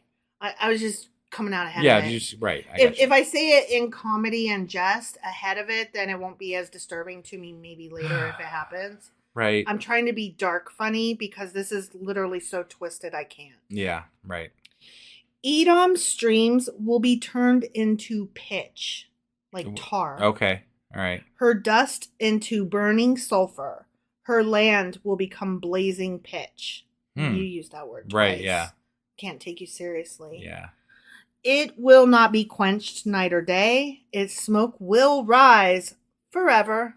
Wow. They have a different understanding of the word forever than I do, but that's okay. Right. It almost sounds like he's going to turn, I guess this is Edom he's talking about at this point, but it almost sounds like they're talking about turning it into like Gehenna or something like that, right? Like the tar pits, the flaming pits. But guess what didn't happen? That. Exactly. From generation to generation, it will lie desolate. No one will ever pass through it again. Pick me. False. Right. False. Correct. Okay, I have to say something about this next line. Ready? Sure, yeah. The desert owl and screech owl will possess it. The great owl and the raven will nest there. Okay. Do you recall any references to desert owl, screech owl, great owl, like the owls? No. No? Not off the top of my head. Okay. So I'm going to recommend that you and everybody else go give another listen to our Lilith episode. Okay.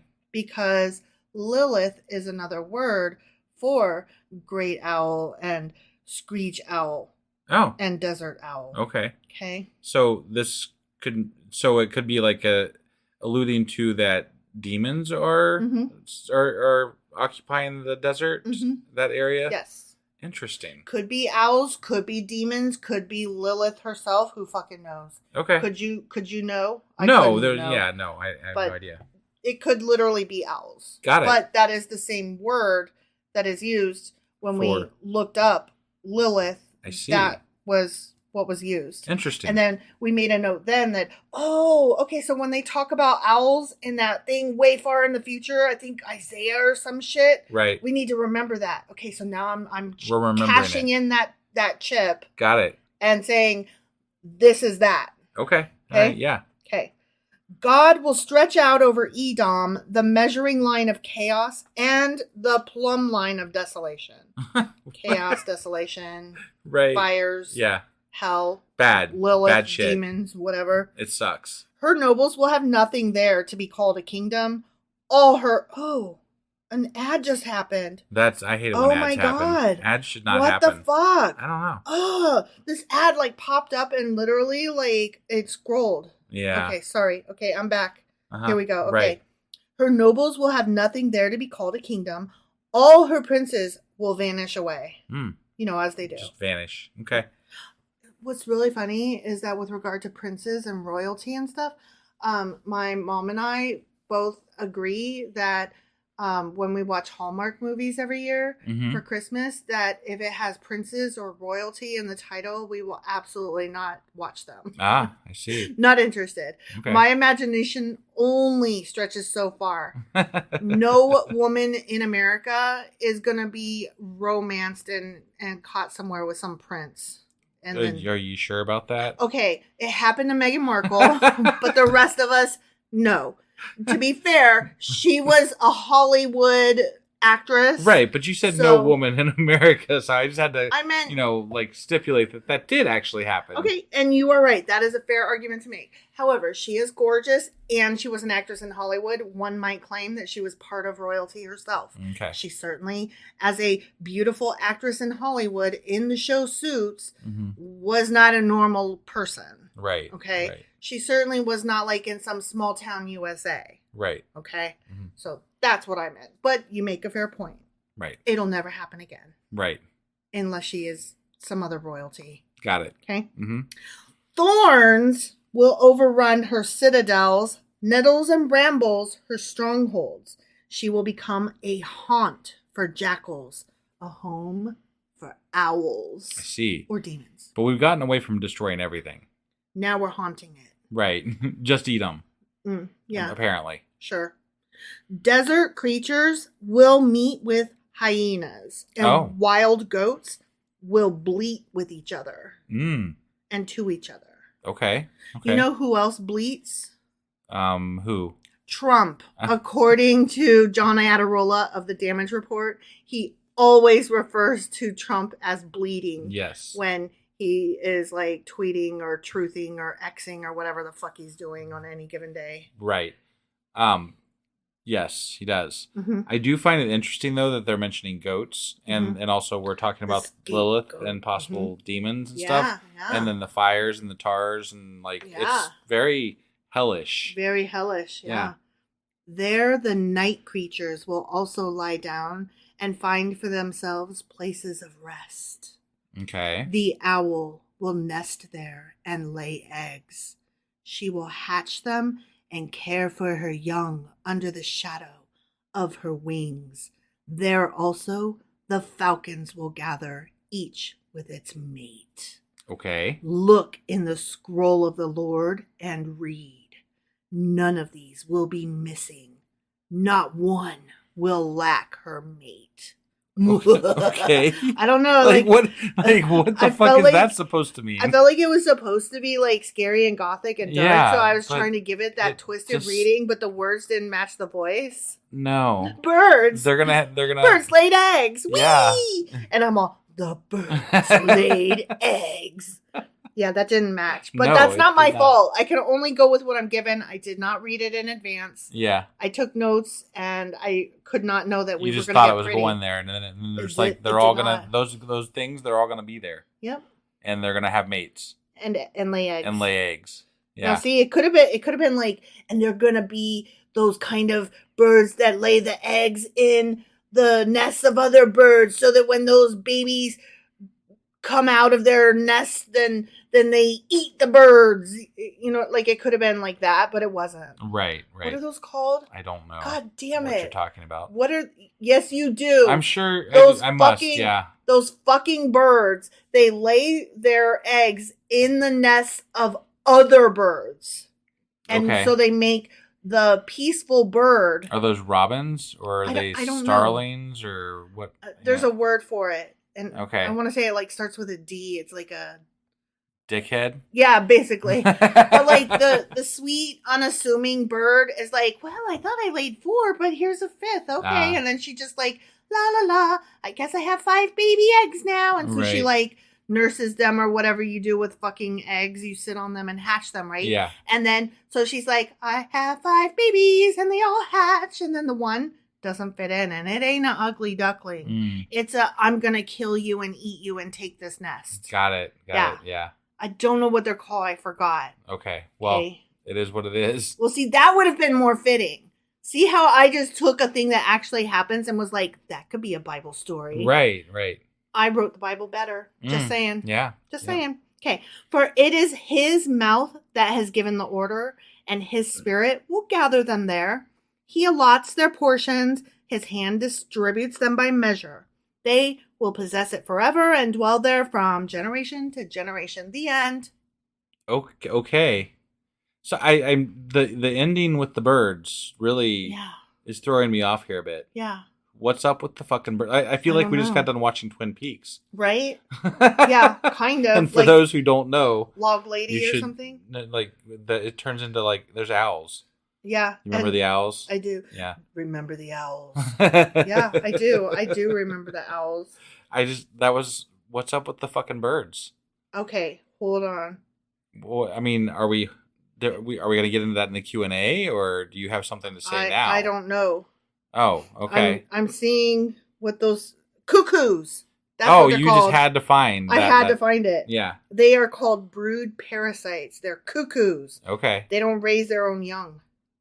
I see. Okay. Yeah. Yeah. So that happened. But we should look into what's up with the fucking birds in the Q&A. And the cuckoos. Well, that wasn't in the Bible. But it should have been. Like, my story about the cuckoo birds was way better. Yeah, but it wasn't. Also, it's really odd that that chapter ended with just fucking birds. If like, happy that's weird. Little bluebirds fly above Gehenna, why oh why can't I? Jesus Christ! I want to fly over hell, like the happy little bluebirds. All right. So on that note, that was Isaiah chapter 34. It sure as fuck was. And we will be back tomorrow with. Wait, hold on. What is tomorrow?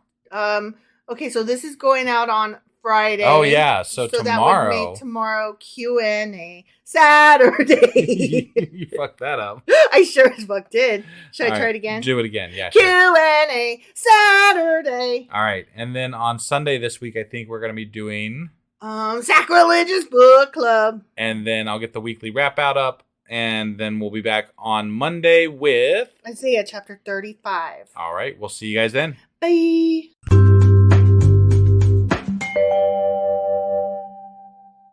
Husband. Wife. Do you know what we're doing today? Well, today is Saturday, which usually means we're doing Q&A Saturday. That's right.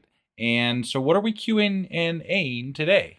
Well, we had a few questions from chapters 30 through 34 of Isaiah. Yeah, we did. One of which involved birds. The fucking birds, man. But we're not getting to that till the end. I gotta wait till the fucking... That's the one thing I'm like, what is up with the goddamn birds? Well, we'll get there. What's that?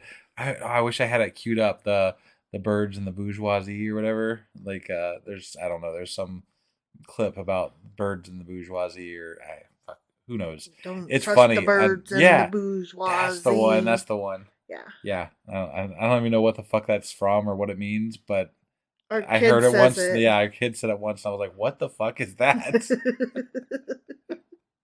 I'll try to find a clip. And we suck at putting these things in our notes, but I'm gonna do better today. And also, if you're ever looking for a clip that we forgot to put in the notes, please, by all means, call us out on it and let us know. Yeah, we suck sometimes. That's gonna be one of my New Year's resolutions. Do better with clips. Okay, yeah. Show notes. Yeah. Good on you. So, all right. That being said, are you ready to get into this? I sure as fuck am. Let's answer some fucking questions. Okie dokie.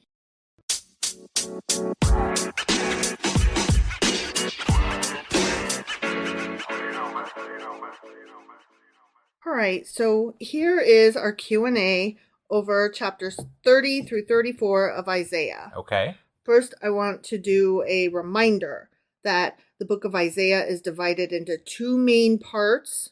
First Isaiah is chapters 1 through 39. Right. So we're still in First Isaiah. Okay. Mm-hmm. Second is that chapters 28 through 35, which these all fall into, are generally grouped together as a collection of poems on Israel and Judah. Okay. Yep. But of those, chapters 30 through 32 specifically deal with Egypt and Assyrians, while placing the Messianic kingdom alongside the downfall of Assyria. Okay. Mm-hmm. So all of that before we now hop into our chapters. Got it. Okay? Yep. So chapter 30 was about trust in the Lord, not in Egypt. And this chapter was a series of oracles dealing with the Egyptian alliance and its consequences. Okay. And the present state versus the future prospects of Israel. Okay. Okay. Mm-hmm. Present being contemporary present back then. Yes, right. Not present today. I present. understand, yeah. Okay. And, of course, the destruction of the Assyrians. Okay. Okay. Yep. So, there was a rebuke to those in Judah who looked to Egypt for deliverance. And then God exposed the sin of those who put their trust in Egypt. Okay? Right. So there was a prophecy that was given at a time when the Assyrian army was attacking Israel and Judah. So Israel and Judah are being attacked by the Assyrian army, and then Isaiah is talking about this prophecy. Yeah. Okay. Yeah. The northern kingdom of Israel would soon be conquered by Assyria, and the people of Israel would be taken into exile. And okay. So there's people running to Egypt, right? Mm-hmm. Is that essentially what's happening? As this is happening. Right. And God's like, fuck you for doing that. Yes. Okay. Yes. All right. The Assyrians would then come against the southern kingdom of Judah, and because of this, the leaders of Judah looked to Egypt for protection against the Assyrian invasion. Oh, so it was literally an alliance. Like they were trying to form an alliance. Yes. Okay. Yes. And that was all like confusing while we were reading it, but there was a reason that he was saying all these things. These things were unfolding at the time he was saying them. Oh, okay. You know so what this I mean? wasn't even a prophecy. This was him just kind of telling the news as it is. Well, kind of. He's saying, you guys are going there for an alliance, and that's a bad idea. Got it. Like, he wasn't saying, hey, eventually there's going to be a fight, and if you guys go over there, that's going to be bad. He's saying, you guys are doing this right fucking now. There's war. Don't do this. Don't turn to them. Be demolished by your enemies and just turn to God. It's going to be fine. And so the fact that, like, the Babylonian capture and all that, the exile happened, right? The fact that happened, Isaiah is saying, I told you. You know what I mean? Like Isaiah saying that all of that shit is going to happen. And then it happened. Okay. So now Christians can look back and be like, Isaiah warned them. See what I'm saying? Like, I'm trying to put it in context of these things were happening. Isaiah was trying to give a warning about the consequences. And now we can look back and see there were consequences. Now, were those consequences of God? I don't think so. I think that the people were being captured and just the way things went. Yeah. Right. Sometimes, and moreover, like I've questioned when this was written too, because like parts of it came later. Really, right? Yeah, I'm like, I don't think that he actually. I don't believe in prophecy. B, the prophecy that he's giving, if he gave it beforehand, is something that probably is in the works anyway. Like like he's able to see that this is the way the way the cards are gonna play. Yeah. So, I mean, it's not, I don't think he's doing anything super wonderful, great, here. He's just like a podcaster that's doing the news, like reading polls and being like, this is probably the way it's going to go. Right. Like, you're not a prophet. Yeah. You're just merely putting your best guess based on what you know based on history. Right. Yeah. So Isaiah then condemns King Hezekiah of Judah. He condemns his reliance on negotiations with Egypt for support against the Assyrians. Got it. Okay. So the next bit of that chapter is about the burden against Judah for their trust in Egypt. Okay. Yep. And Isaiah proclaimed a burden against the pack animals of Judah. Remember, there was that whole thing? Yeah. They would be the ones carrying the riches of Judah down to Egypt through the wilderness in a foolish attempt to purchase protection against the Assyrians. Right. So he's like, those poor animals carrying all that gold, that sucks for them. Yeah. Right. Then there was that whole, the Lord wanted Judah's rejection, like, documented. Right. Where they wrote it down on the scroll or whatever. Mm-hmm. Yeah. He wanted Judah's rejection of his message and his messengers to be documented. Right. Judah wanted to hear from the prophets and God's messengers, but they did not want to hear the truth from them. So, like, this was that part where They were like, stop talking your prophecies, your prophets. Yeah. But tell us what we want to hear type thing. Yes. Yeah. But then there was also the fact that a lot of the prophets were drunk, as you pointed out. So, yeah. Like, and that's, I mean, like, how are you supposed to trust in people who are not trustworthy? And and how are you supposed to single out the one person that hypothetically might be telling the truth? Right, yeah. Or might know what he's talking about. Sure. In this hypothetical situation, yes. How are you supposed to single that one person out that is theoretically giving you the good information? Right, exactly. You know? So another way of phrasing this too is that they wanted religion, because they did like talk about God and stuff all the time, and they had idols and stuff. So they clearly wanted religion, right? But they didn't want to actually follow God's laws as they pertain to their day-to-day life. I think, I mean, a lot of the gods that they worshiped back then, from my understanding of what we've read in the Bible, just in here, is that they would worship to like gods of crops or gods of they were short term, not long term. Like, help me with this one thing, right? And I'll get some help. Okay, so the judgment came upon Judah for their trust in Egypt and for their rejection of his message. And then God promised that because Judah trusted in Egypt instead of him, everything would be broken and collapsed. Right. But I mean, everything's always broken and collapsed. I know. Like, this is nothing new. Everything's always like, oh my God, they're at war. Are they? Right. Are they? I never saw that. I'm shocked. Right? And then Judah was brought low because of their self-reliance and their rejection of God's message. Okay. It's funny that you call what you call self-reliance, I call asking for help. Right. From their neighbors. Yeah. So then comes the blessing of restoration. Remember, that was like so weird. He's like, you guys suck, but I'm still going to let a few of you live or whatever. Yeah.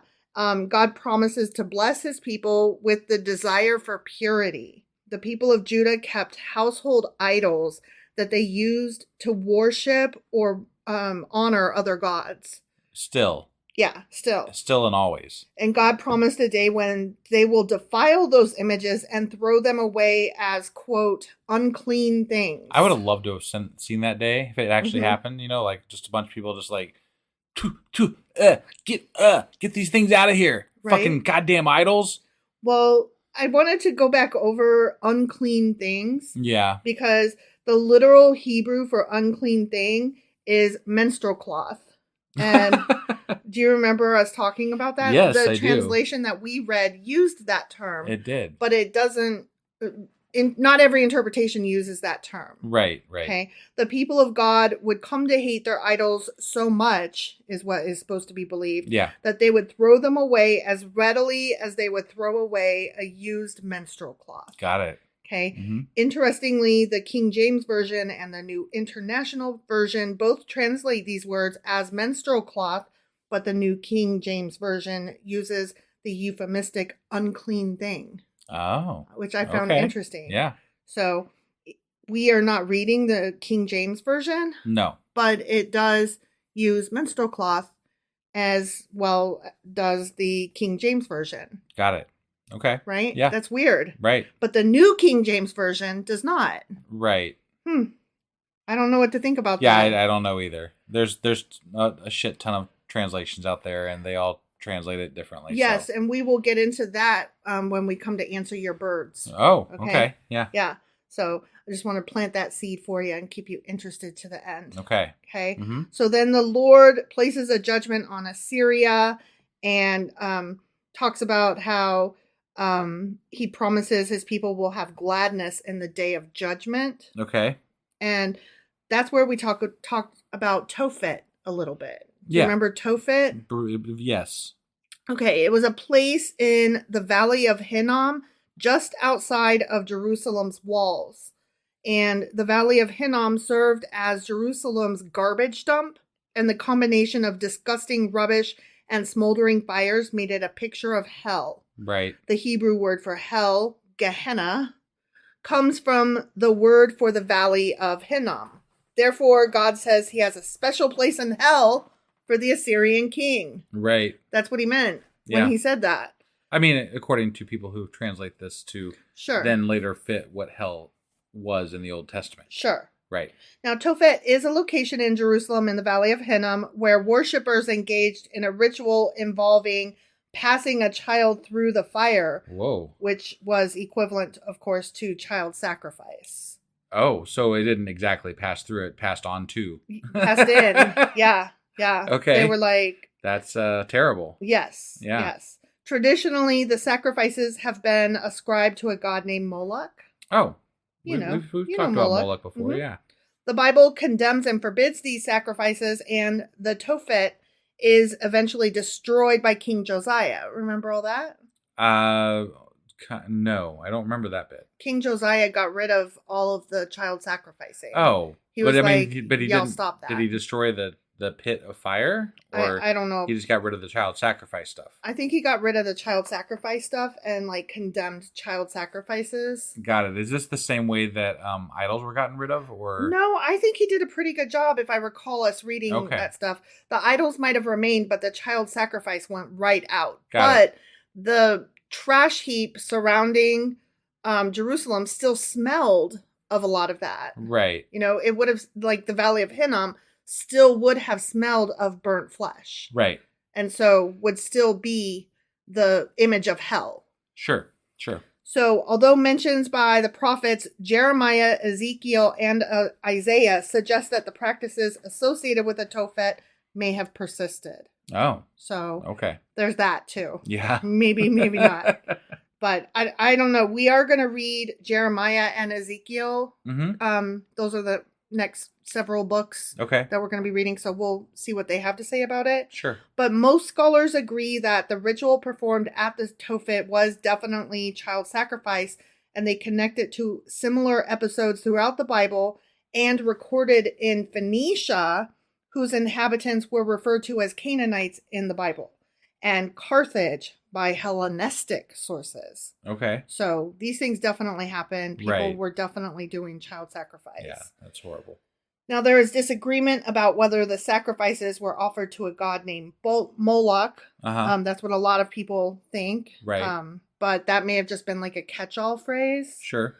Based on Phoenician and Carthaginian inscriptions, a growing number of scholars believe that the word Moloch refers to the type of sacrifice rather than a deity. Oh, okay. So that's interesting. That is interesting. Kind of like when you talk about capital G God versus lowercase God. Right. Or Baal versus Baal. Right. Yeah. There's these the Lord versus the word master versus the word God. Yeah. What exactly are we talking about here? Kind of depends on the context and dialect even. Sure. I mean, when we talked about Moloch in the Bible, it sounded like they were talking about a god. It did, but that could have been a poor translation. Right. Right. We just don't know. Sure. There is currently a dispute as to whether these sacrifices were dedicated to Yahweh rather than a foreign deity. Oh. Yeah. Damn. So. Well, that could go back to I know we did some reading about different sects of Judaism and stuff too. Early Judaism, where they felt like they were honoring Judah or Yahweh. Right. Even though the others were like, no, you're doing it wrong. Yeah. Yeah. So it could have just been misinterpreted. It could have been different interpretations of the Judean God. Yes. So yes. It could even have been people who were like paying homage to their ancestors by following these rules, right? These practices, saying like, well, of course we do it this way. Why wouldn't we? It's always been done this way. My grandmother told me stories of when she was a child and threw the youngest on the fire. Right. Some shit like that, you know? Yeah. Archaeologists, let me try that again. Archaeologists have applied the term Tophet to large cemeteries of children found at Carthaginian sites that have traditionally been believed to house the victims of child sacrifice, as described by Hellenistic and biblical sources. So there are entire graveyards of children. That's crazy. Right? Yeah. This interpretation, however, is controversial. I could see why it would be. Right. Yeah. I mean, you wouldn't want to admit that that's part of your own God's past. Yes. Like your own mythology. Right. You wouldn't want to make that part of it. Right. You we have want to deny. We have no problem throwing Egyptian gods and beliefs and practices under the bus, even though, Egypt is still a place that exists today. Yeah. But boy, when it comes to Christianity, we're like, no, that never happened, or, oh, that was different times, or whatever. But Egyptian gods, for the most part, have died off. Like, they're not... Right. I'm just saying, like, as far as, like, the things that they did and practiced back then, like, we totally make fun of. Right? Yeah. But not with Christianity. To be perfectly honest with you, I mean, that's part of my intent with what we're doing, is that I want to be at a point where we can just talk those gods are silly. Jovially about what we're discussing. Like this God and the things that we're reading about, they are absolutely ridiculous. Mm-hmm. They're over the top. And clearly dangerous when people interpret them into such a way as that they feel perfectly fine throwing kids on a fucking fire. Right. And you have to be able, like, I want to, and I'm already at, but I want other people to be at a point where we can look at it and say, that's ridiculous. Yeah. That's like, what? Sometimes what even it's is funny, that? Sometimes it's asinine, and sometimes it's fucking harmful. Right. But when it passes from something that we still follow and worship to something that was in our distant past that we can talk about as a mythology, mm-hmm. it doesn't hold as much sway as what it does now. Right. And it would be wonderful if we could actually talk about Christianity and Judaism as something that has passed into mythology. Right. I don't have any illusions that that's going to happen in my lifetime, but I definitely want to contribute to it getting there. Yes. I agree. So, this interpretation is controversial, as I said. Sure. With some scholars arguing that the Tophets, or burial places, may have been children's cemeteries as opposed to, like, actual burial plots for sacrificed children. Sure. They were just, oh no, this is just where we bury kids. Children get buried, yeah. Sure. Rejecting Hellenistic sources as anti-Carthaginian propaganda. Okay. So then we start getting political. But it sounds like there's a lot of like even biblical sources that are saying, no, this stuff was happening. Yeah. Oh, well, I mean, according to the Bible, it definitely happened. Yeah, right. So I don't know what to tell you. Yeah. You guys are the ones telling me to take this shit for reals. Right. Like, it happened. Yep. Others argue that not all burials in the Tophet were sacrifices. Okay. But some were. Some were, yeah. The Tophet and its location later became associated with divine punishment in Jewish eschatology. Okay. And that's where we get, the word hell and hellfires and all that. Sure. Okay. So that was chapter 30. Right. Okay. Now we're moving on to chapter 31. But that was all the first chapter we read? Mm-hmm. Holy shit. Right? Yeah. Interesting. We spent 20 minutes on that. Well, we had a lot to talk about. I mean, child sacrifice is a big topic in and of itself. Right. Yeah. So chapter 31 was about the Egyptians are men, not God. Right, yes. God will give victory, not Egypt. Yeah, that was, like, I don't know why we had to point that out, but okay. Right, exactly. So in this chapter, Isaiah confronted Judah with two sins. First, the sin of trusting in Egypt and their military might, and the sin of not looking to God.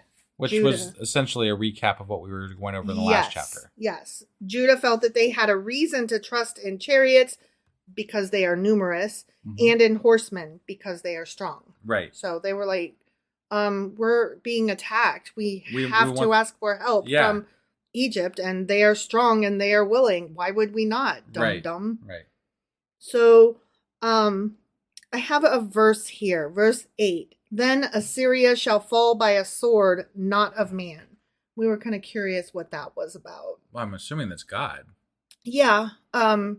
But there's more to it. Okay. According to some scholars that I got these notes from, this was fulfilled exactly. The Assyrian army devastated almost the entire land of Judah and camped on the outskirts of Jerusalem, waiting to conquer the nation by defeating the capital city. And 2 Kings chapter 19 describes how God simply sent the angel of the Lord and killed 185,000 Assyrians in one night. Do you remember all that? I do remember that, yeah. That is what this is related to. So a lot of times when we're like, did this shit ever happen? We forget that, this shit was actually already talked about in 2 Kings. Right, but this is a lot like, I mean, we're using the Bible to prove the Bible. Yeah, exactly. You know, like, I don't know. Exactly. Maybe there was something that happened. I don't think God killed 185,000 people. No, that's true. But, like, maybe something happened, but that's... Right. Again, we're using the Bible to... Oh, no. We're not using it, but yeah. I mean, that they are using the Bible to prove the Bible. Right. I'm trying to remember that this is all in context of itself. Like, right. We're reading stuff that we already read about. This is just basically an alternate perspective. And I keep forgetting that these are all different puzzle pieces. Got it. And that makes it very confusing for me. Sure. Okay. So that's all I had to say about chapter 31. Okay. Yeah. So now we're moving on to chapter 32. Unlike the previous chapters, this chapter makes no reference to the overthrow of the Assyrians. All right. Okay. So this is about the righteous king, the kingdom of righteousness, blessings coming from the king. Yeah, this was a pretty peaceful, good sounding chapter, wasn't it? Except for some of it, yes. Right. I mean, overall, compared to what we had been reading. Yeah. In the aftermath of Jerusalem's deliverance, a king comes. And they talk about the blessings of the restoration from the king and the blessings of righteousness and integrity from the king. Right. And then there was a call to prepare for the coming of the Spirit. Yeah.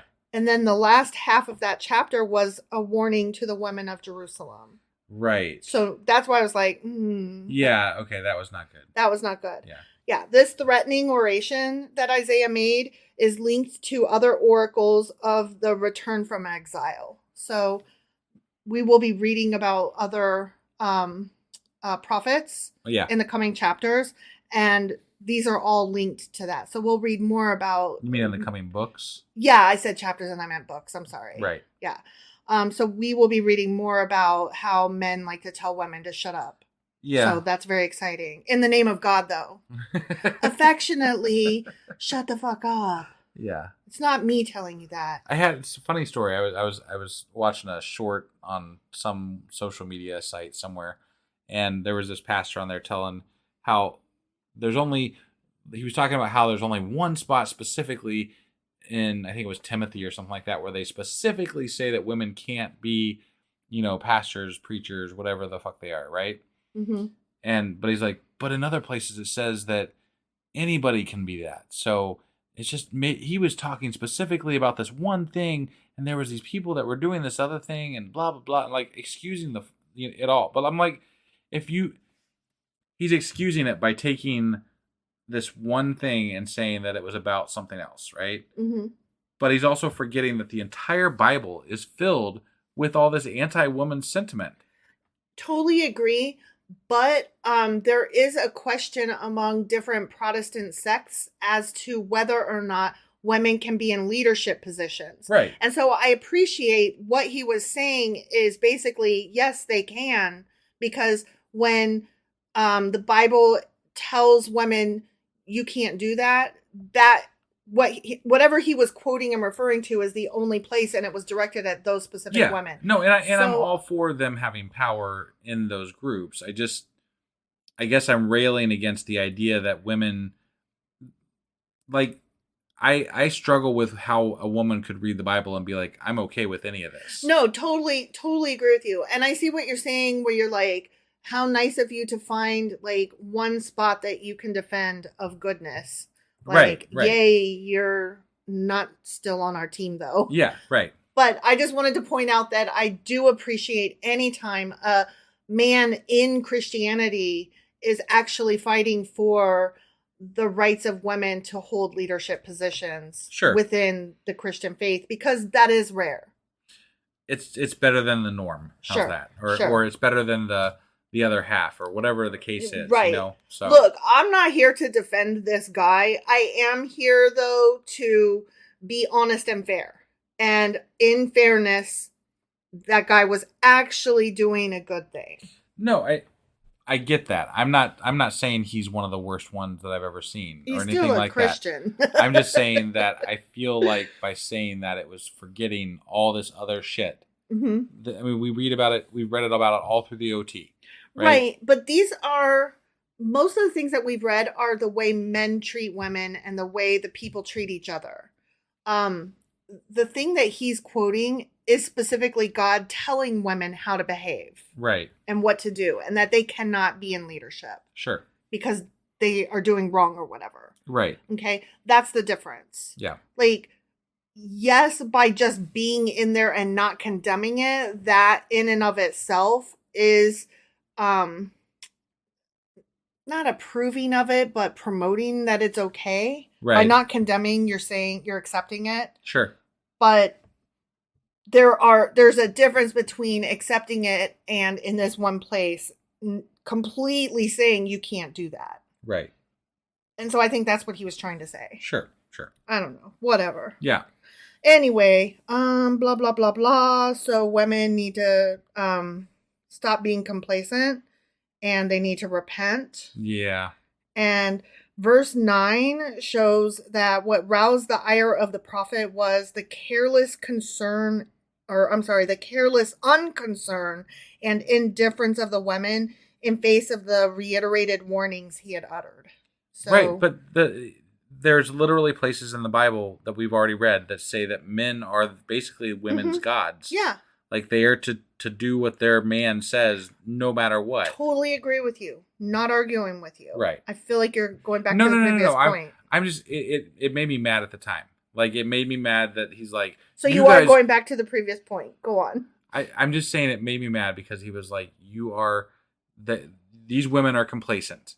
And I'm like, but they were told to be. Right.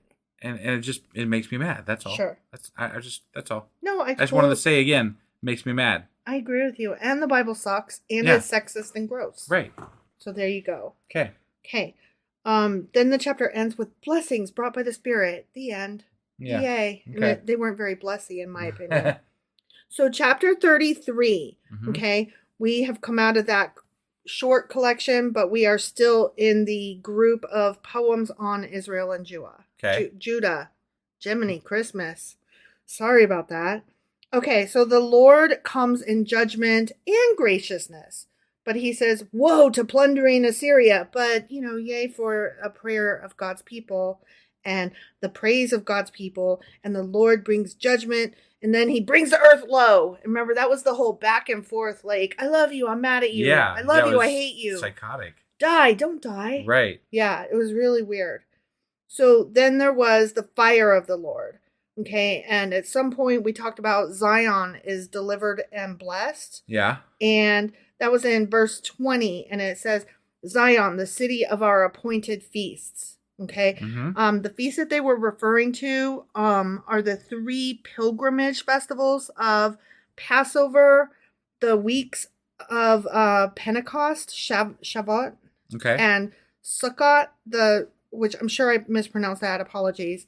The tabernacles, tents, or booths. Okay. So however those are pronounced, those are 3 Jewish holidays. That's the feast that they were talking about, the appointed feast. Okay. When the ancient Israelites living in the kingdom of Judah would make a pilgrimage to the temple in Jerusalem. I remember that. Mm-hmm. Yeah. That is still a thing today, actually. Sure. So, wow. Yeah. Okay, so chapter 34. We're getting to it. We're getting to your birds, okay? All right, yep. So, first of all, we have to talk about the Lord's wrath and the indignation of the Lord against the people. Okay. Mm-hmm. The fury and the completeness of the judgment of the Lord. Now, this section gives a horrifying picture of cosmic disaster. Mm-hmm. Remember, stars falling out the sky. Yeah, blotted out. Like, yeah, it was bad. Cats and dogs living together. Mass hysteria. Okay, that's a Ghostbusters reference for those who didn't know. And I was holding on to that one since we first read about it. This section, I just said that, blah, blah, blah, brings to an end not just enemy nations, but also the host of heaven and the skies. Right. So everything. Right. In the immediate context, Isaiah continues his prophecy of the coming judgment against the Assyrians. So that's what it meant, like on a small scale. Yeah. Okay. But in the larger context, we're supposed to see this passage as an announcement of the judgment to come upon the nations during the time of tribulations. which is maybe like Revelation's second coming type thing for Christians. Yeah, it's the time. It's like capital T tribulation. Like it's not right. quote unquote an opinion. Yeah, It's a thing that is supposed to happen after the rapture. I got it. So okay. Yes. According to Christians. Well, yes. Right. Yes. Right. I'm just saying, like, it's an actual, like, the apocalypse. Like, Jewish people would be like, it's the tribulation. Yeah. And then Christian people would be like, that's, the thing that happens after Revelation. After the rapture. After the rapture, yeah. Yeah. They don't say the revelation is happening. They say the rapture, and then 7 years of tribulation, and then the second coming. Okay, all right. Okay? Yep. So that's the way it works. I got it. Okay. And so every time there's like somebody that Democrats and liberals love, they're like, oh my God, it's the Antichrist. Because whenever the Antichrist comes, it's somebody who's supposed to join all the nations and the mark of the beast and, all of that shit. Sure. And that like is supposed to be a harbinger of the rapture. Got it. So they're like, oh my God, that's bad, but still good though. But bad, but good. But what I'm getting at, the rapture is specifically New Testament though, right? Am I wrong about that or am I right about that? I think that's in Revelation. Right, so that's New Testament. I think so, yeah. Question mark? Yeah. That's what I was saying. So like Jewish people wouldn't be talking about the rapture or the tribulation, but they would be talking about the time of Gog and Magog. I thought you just said that this is the tribulation.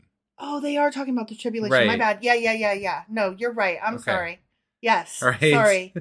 Sorry. I was getting confused here. I get them confused because of the Jewish versus Christianity, how they're different religions, but they come from the same source. I was trying to keep them separate somewhat. Like, I'm like, okay, this is that and that's that. Sorry. That's yes. this, Yes, you are correct. Okay.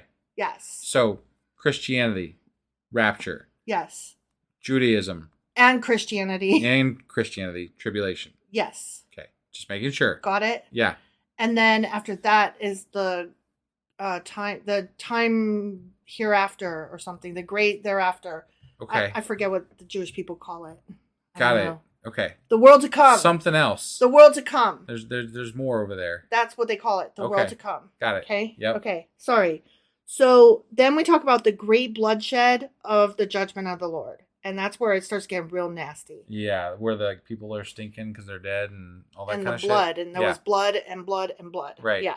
So starting at verse 5, the judgment is specifically for Edom, who, according to the tradition way back in Genesis chapter 25, should have been with Israel as brothers. Right. But they end up having a huge bitter hatred with one another. Got it. And they're like, Edom is super happy anytime Judah or Israel gets it. Sure. Okay. They're like, ha ha. Okay. The Edomites were near neighbors to Israel and often bitter rivals. The Edomites rejoiced. Oh, here, see, the same what I said. They rejoiced whenever the people of Judah or Israel were afflicted. So Isaiah focuses on the judgment that will come against Edom, using them as a single example of the large judgment that will come upon all the nations. Got it. So he's like, you were supposed to be friends with them. Let me tell you what happens to enemies of these guys. This is just going to be a taste of what comes in the end. Yeah. Right? Yes. Okay. So in associating God's judgment with the bloody image of sacrifice, Isaiah is saying that this is payment for the penalty of sin. Okay. So it was like a huge body sacrifice, like a payment. You know what I mean? Yeah. Like child sacrifice, only instead it's like the entire fucking village or town or world. Right.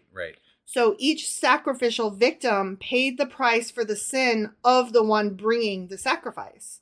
It can be viewed as an imperfect, incomplete payment, but it will be a payment of some kind at least. Okay. That's the way that's supposed to be looked at. And I'm like, gross. Right. Okay, so wild oxen were mentioned in that. Yeah.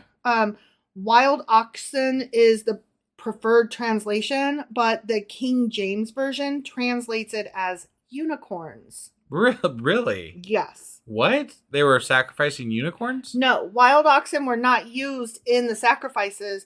Possibly, therefore, Isaiah is using animal metaphors for the important people and leaders of Edom. Okay. Oh, I see. Yeah. Okay. You get it? That makes some sense. Yeah. Right? Interesting. That would actually make a lot more sense as to why they would have used unicorns, because then you're like, that doesn't exist. Why would they? It makes you stop and think, at least, right? Yeah. So King James Bible kept it in. Everybody else was like, unicorns don't exist. That's silly. But again, if you're trying to go for a metaphor, that's that was actually a decent one. Yeah. That was a decent one. Right. Yeah. So moving on into verse 8, we start talking about how the land is made desolate. Yeah. And it's going to be inhabited only by animals of the wilderness. Right. That's how bad it is. Yeah. Okay. So I'm going to read 2 different versions of verse 11. Okay. There's the one that we read. The desert owl and screech owl will possess it. The gray owl and the raven will nest there. Right. Okay. This is how it reads in other translations. But the pelican and the porcupine shall possess it. What the fuck? Also, the owl and the raven shall dwell in it. Okay. So ours were all owls. Yeah. Okay. The other one is the King James version and just other normal translation. Like, that's not a weird translation. Okay. So it's either all owls or it's a few owls, but also ravens, pelicans, and porcupines. I see. Okay. Okay.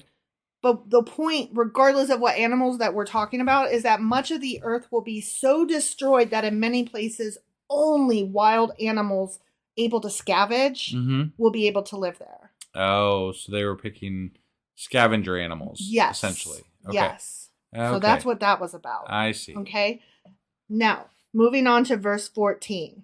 And this is where your birds come in. But I'm not quite there yet because that's in 14b, the second part of that verse. Okay. Okay. So we're starting with 14a, the first part of verse 14. All right. Desert creatures will meet with hyenas and wild goats will bleat to each other. Do you remember that? Yes. Okay. The King James Version translates wild goat as satyr, which was a mythical demonic creature. Right. So you know what a satyr is, right? Yeah.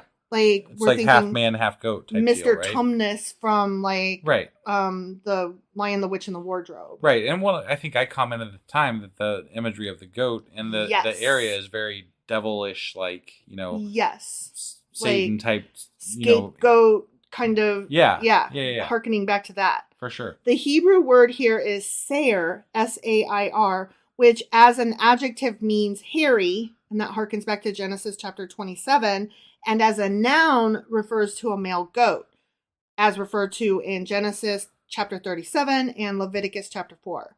It is possible that Isaiah meant that wild goats would inhabit the desolate regions of Edom, or he may have meant that it will be the haunt of demonic spirits. Okay. I mean, that with the unicorns and also with the Lilith reference, let us not forget. Right. Kind of makes me think I think he was maybe talking about demons. Right, yeah. No, I mean, that's how I kind of took it. So, So okay, verse 14b. And also we're not quite at your birds yet, okay? Now we're getting into Lilith, okay? Also, the night creature shall rest there and find for herself a place of rest. Herself. Got yes. it. Okay. Night creature, also screech owl, translated from Hebrew as Lilith, the feminine form of the word night, on the basis of an apparent Akkadian cognate, which used the term as the name of a demon. Okay. Later Jewish legends also identified Lilith as a demon. Right. Old Jewish superstitions make Lilith a person who was a beautiful demon of the night and who seduced men and killed children. It is possible that Isaiah used the term to describe the demonic habitation of Edom after God's judgment. And that's what I tend to think he was going for. Otherwise, he's used 3 different terms that at least have that double meaning. He's trying to paint that image, if not say specifically, they're going to be demons. Right. He wants you to understand it's going to be hell on earth. Yeah. That's what it seems like to me. Yeah. Just to reiterate, if we have anybody new that hopped on today, and today's your very first episode ever, we did cover Lilith in one of our earlier episodes. So highly recommend that you go give that a listen if you're interested in that topic. It was a pretty good one. Yeah. Okay. So now we get into your birds. Okay. I'm going to read 2 different versions of the verse again. Okay. Okay. the one that we read said, "The owl will nest there and lay eggs. She will hatch them and care for her young under the shadow of her wings. There also the falcons will gather, each with its mate." Right. Okay. Yep. Now here is the other very common translation. "There the arrow snake shall make her nest and lay eggs and hatch and gather them under her shadow. There also shall the hawks be gathered, everyone with her mate." So it was less about like birds, like having nests and mating and Right. hatching eggs. And I kind of like the version that we didn't read. Yeah. Because we've got the snake and the hawk. Right. Again, scavengery desert creatures. Sure. Right? I'm less about the owl, unless you're specifically trying to say, screech owl, Lilith, demon, seductress, vampire. Right. You know? Yeah. So it was less about the birds and more about just scavengery animals will be the only thing that can live here. And when they hatch their eggs, they will hold them close. Because other things are scavenging too. Yes. Right. Exactly. Got it. Exactly. So that was our Q&A for Isaiah chapters 30 through 34. Yep. All right. So that means that we will be back tomorrow with Sacrilegious Book Club. And then I will get our weekly wrap up out. Mm-hmm. Wow. And then we will be back on Monday with Isaiah chapter 35. All right. We'll see you guys then. Bye.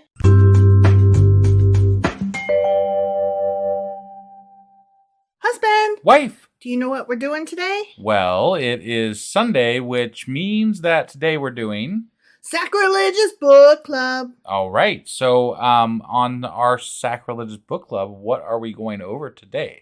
We are reading a treasury of Jewish folklore, stories, traditions, legends, humor, wisdom, and folk songs of the Jewish people, edited by Nathan Ozubel. We are getting into, we're in part 3. Part 1 was Jewish salt, part 2 was heroes, and part 3 is the human comedy. Of that, we are reading chapter 4, humorous anecdotes and jests. All right. You ready to get into this? Sure as fuck am. Let's do it. Okie dokie.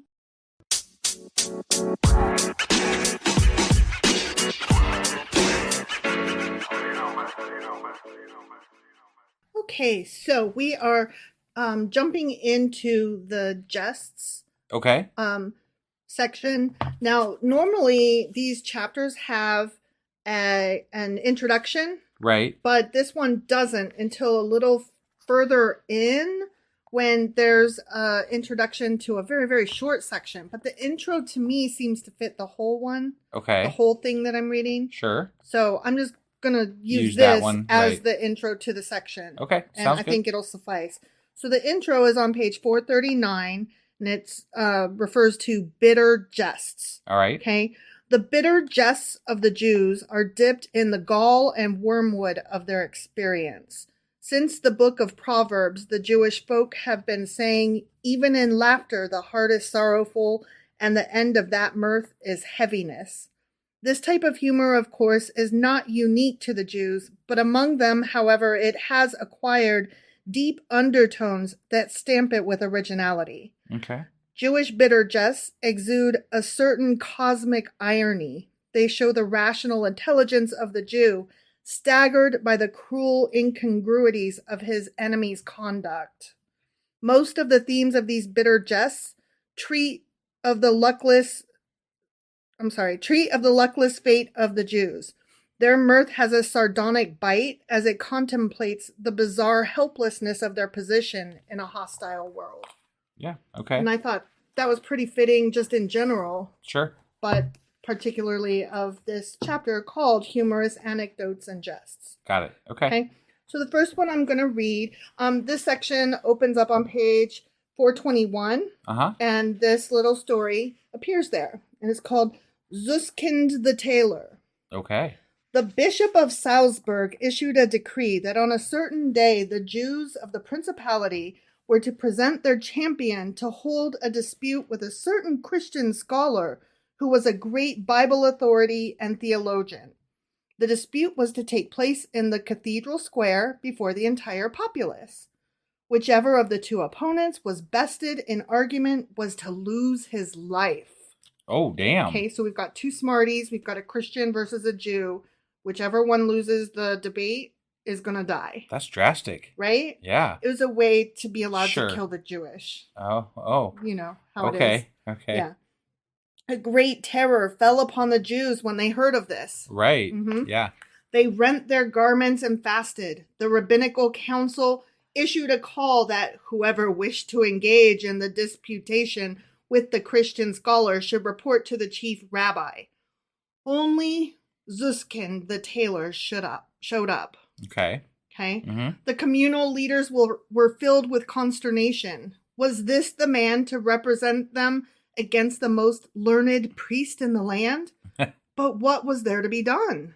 I mean, you put somebody smart up, then you're going to lose somebody smart. So might as well, if you're going to lose anyway. Sure. They're kind of in a bind. Yeah. No one else had come forward, for everyone knew it spelled certain death. Right. And here was the town tailor, ready to sacrifice his life for the good of all and for the sanctification of the Lord, his holy name. Right. That's what it says. Right.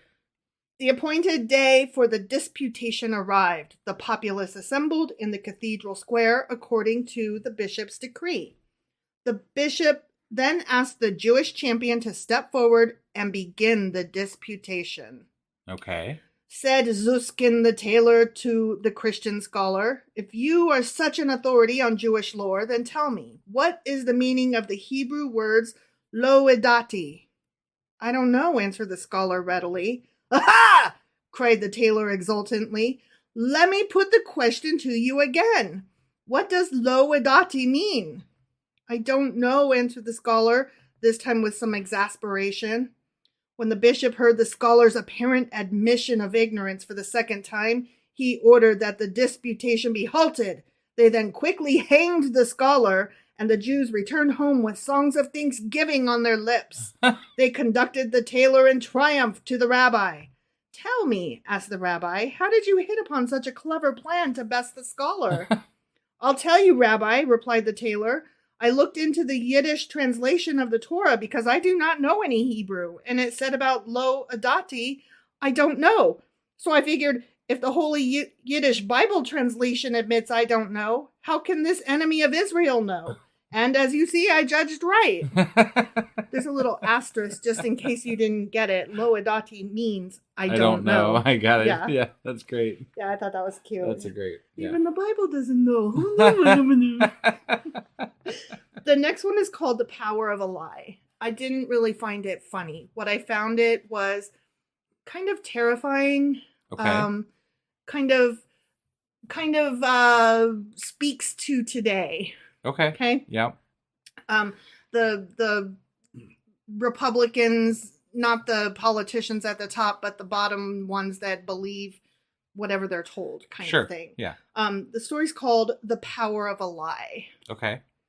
In the town of Tarnopol lived a man by the name of Reb Feivel. One day, as he sat in his house, deeply absorbed in his Talmud, he heard a loud noise outside. When he went to the window, he saw a lot of little pranksters. Up to some new piece of mischief, no doubt, he thought. Children, run quickly to the synagogue, he cried, leaning out and improvising the first story that occurred to him. You'll see there a sea monster, and what a monster! It's a creature with 5 feet, 3 eyes, and a beard like that of a goat, only it's green! Wow. And sure enough, the children scampered off, and Reb Feivel returned to his studies. He smiled into his beard as he thought of the trick he had played on those little rascals. I have to tell you, I love the phrase smiled into his beard. Yeah. That's really great writing there. Yep. It wasn't long before his studies were interrupted again, this time by running footsteps. When he went to the window, he saw several Jews running. Where are you running? He called out. To the synagogue, answered the Jews. Haven't you heard?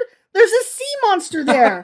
A creature with 5 legs, 3 eyes, and a beard like that of a goat, only it's green. Oh my God. Reb Feivel laughed with glee, thinking of the trick he had played, and sat down again to his Talmud. But no sooner had he begun to concentrate when suddenly he heard a dinning tumult outside.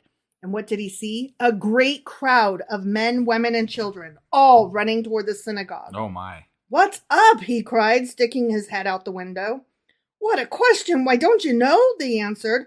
Right in front of the synagogue, there's a sea monster. It's a creature with 5 legs, 3 eyes, and a beard like that of a goat, only it's green. And as the crowd hurried by, Reb Fievel suddenly noticed that the rabbi himself was among them. Lord of the world, he exclaimed, if the rabbi himself is running with them, then surely something must be happening. Where there's smoke, there's fire. Without further thought, Reb Fievel grabbed his hat, left his house, and also began running. Who can tell? He muttered to himself as he ran, all out of breath, toward the synagogue. Yeah. That time when you tell a lie to so many people and then you start to believe it yourself. Right. You could see why I related that to. Yeah. Ugh, just scary stuff, you guys. Scary stuff. But also, I thought that was... It was funny, I thought. You thought it was funny? I thought it was funny. I didn't think it was funny. I thought it was silly.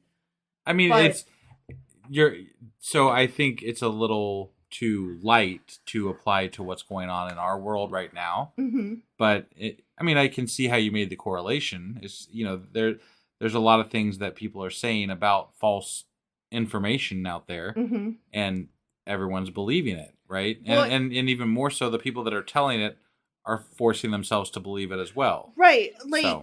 They tell Fox News this is a thing that's happening. Fox News reports it, and then they're like, it must be true. I heard it on Fox News. Right. And it's like, oh my God. I also feel like it's more malicious than that. I don't think that the people that are saying these things actually believe them.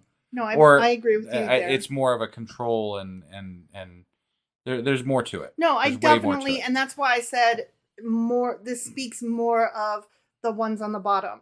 But there are a few at the top that I think they really have convinced themselves of some of the lies. Sure. Not all of them, but a few But of I them. felt like that story itself was very lighthearted and, not, it was obviously not true. Right. There's not a obviously. Monster at the door. Yeah.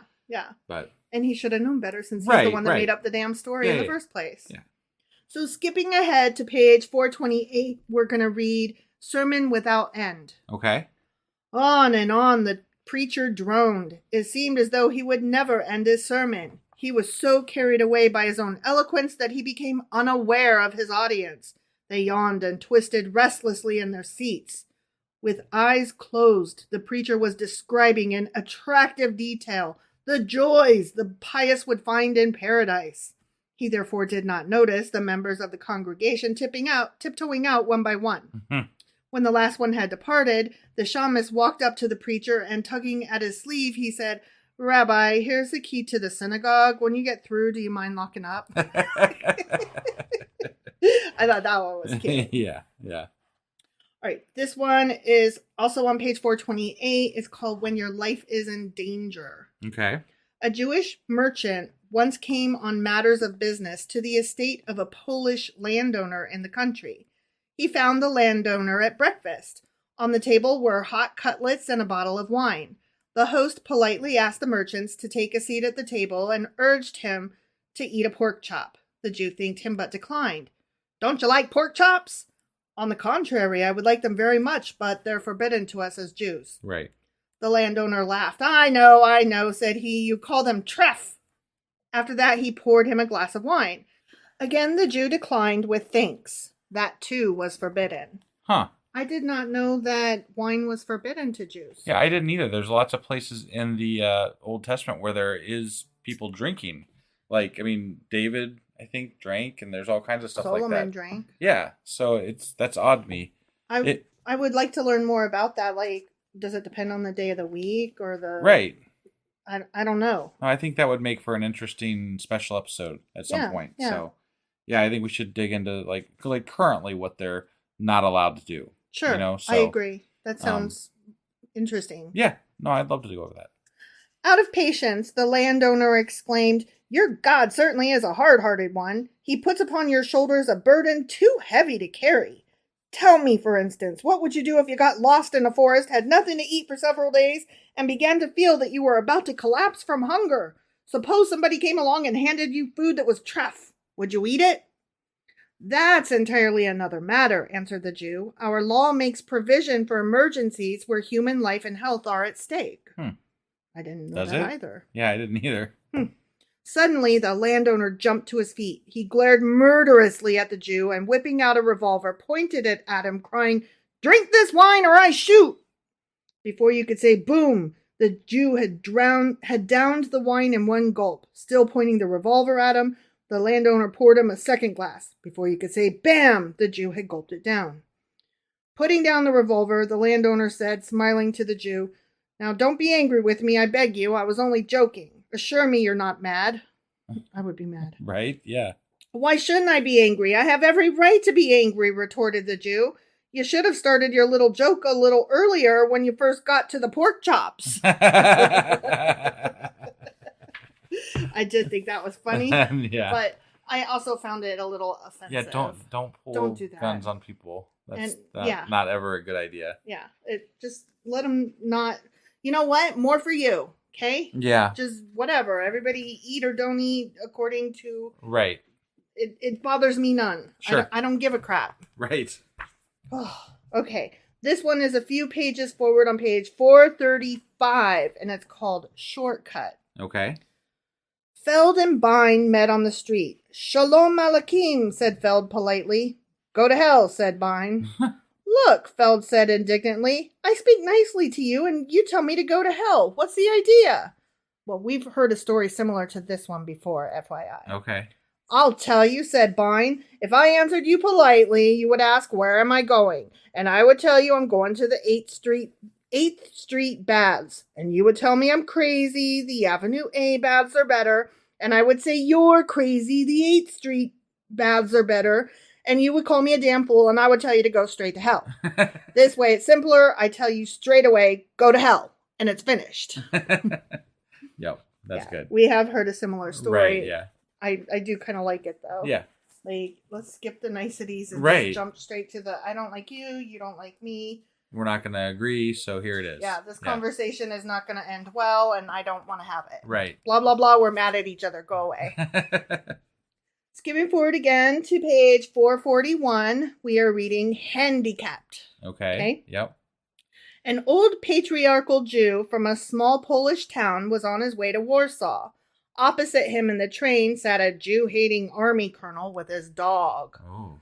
The officer openly showed his contempt for the old Jew. Whenever he spoke to his dog, he called him Yunkel. But the Jew said nothing. Finally, it got under his skin. "What a pity that the poor dog has a Jewish name," the Jewish man muttered. "Why so?" answered the colonel. "With such a name as Yunkel, he just has no chance," replied the Jew. "It's a real handicap. Without it, who knows? He could even become a colonel in the army." Wow. So, yeah, he just went with it. Yeah. Which I thought was kind of clever, right. Honestly. Yep. What else can you do kind of thing? Right. All right. Page 442, Rabbi Mendel's comparison. Rabbi Mendel of Leibovich frequently went to St. Petersburg to plead the cause of the Jews at the court of the Tsar. On one of those visits, he was taken to task by one of the imperial ministers. Do you know, I only just put together that imperial and empire are related. Imperial stormtroopers are, from the empire. Right. It's just one of those starts with an I versus start with an E, so I just never put them together because I'm dumb. Right. "How do you explain, Rabbi," asked the minister mockingly, "that your Talmud is full of the grossest exaggerations? Can you think of anything more preposterous than the story about the dying whale who leaped out of the sea and laid waste to 60 towns? What? We haven't got there yet. Wow. But yeah. Rabbi Mendel smiled and answered, "Not so long ago, Your Excellency, you yourself dipped your pen in ink once and signed a decree driving out all the Jews from 600 towns. Ooh. Now just imagine what might a future historian write about this event. He might say, 'With one drop of ink on his pen, His Excellency drowned all the Jews in 600 Russian towns.' Would that be a gross exaggeration?" Right. Damn. Yeah. Okay. The Bible's full of ridiculous stories, but that was a snappy comeback. Yeah. And I applaud it. No, definitely. Okay. That is it for today. That is all the stories I have for you, my darling. Those were not bad. I like those, not actually. Bad. Good, Jess. Yeah, that was fun. So that was our Jewish folklore episode for today. Mm-hmm. For Sacrilegious Book Club. That's right. Mm-hmm. I'm going to be getting the weekly wrap. I can't say that right lately. Nope. The weekly wrap up out here shortly. Mm-hmm. And then we will be back tomorrow with... I have no idea. Isaiah chapter 35. Okay, yes, that one. Yeah, so we'll see you guys then. Yep, bye.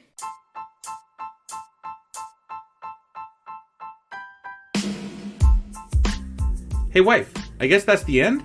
But husband, that's just sad. It doesn't have to be. We are on lots of social media platforms like Twitter.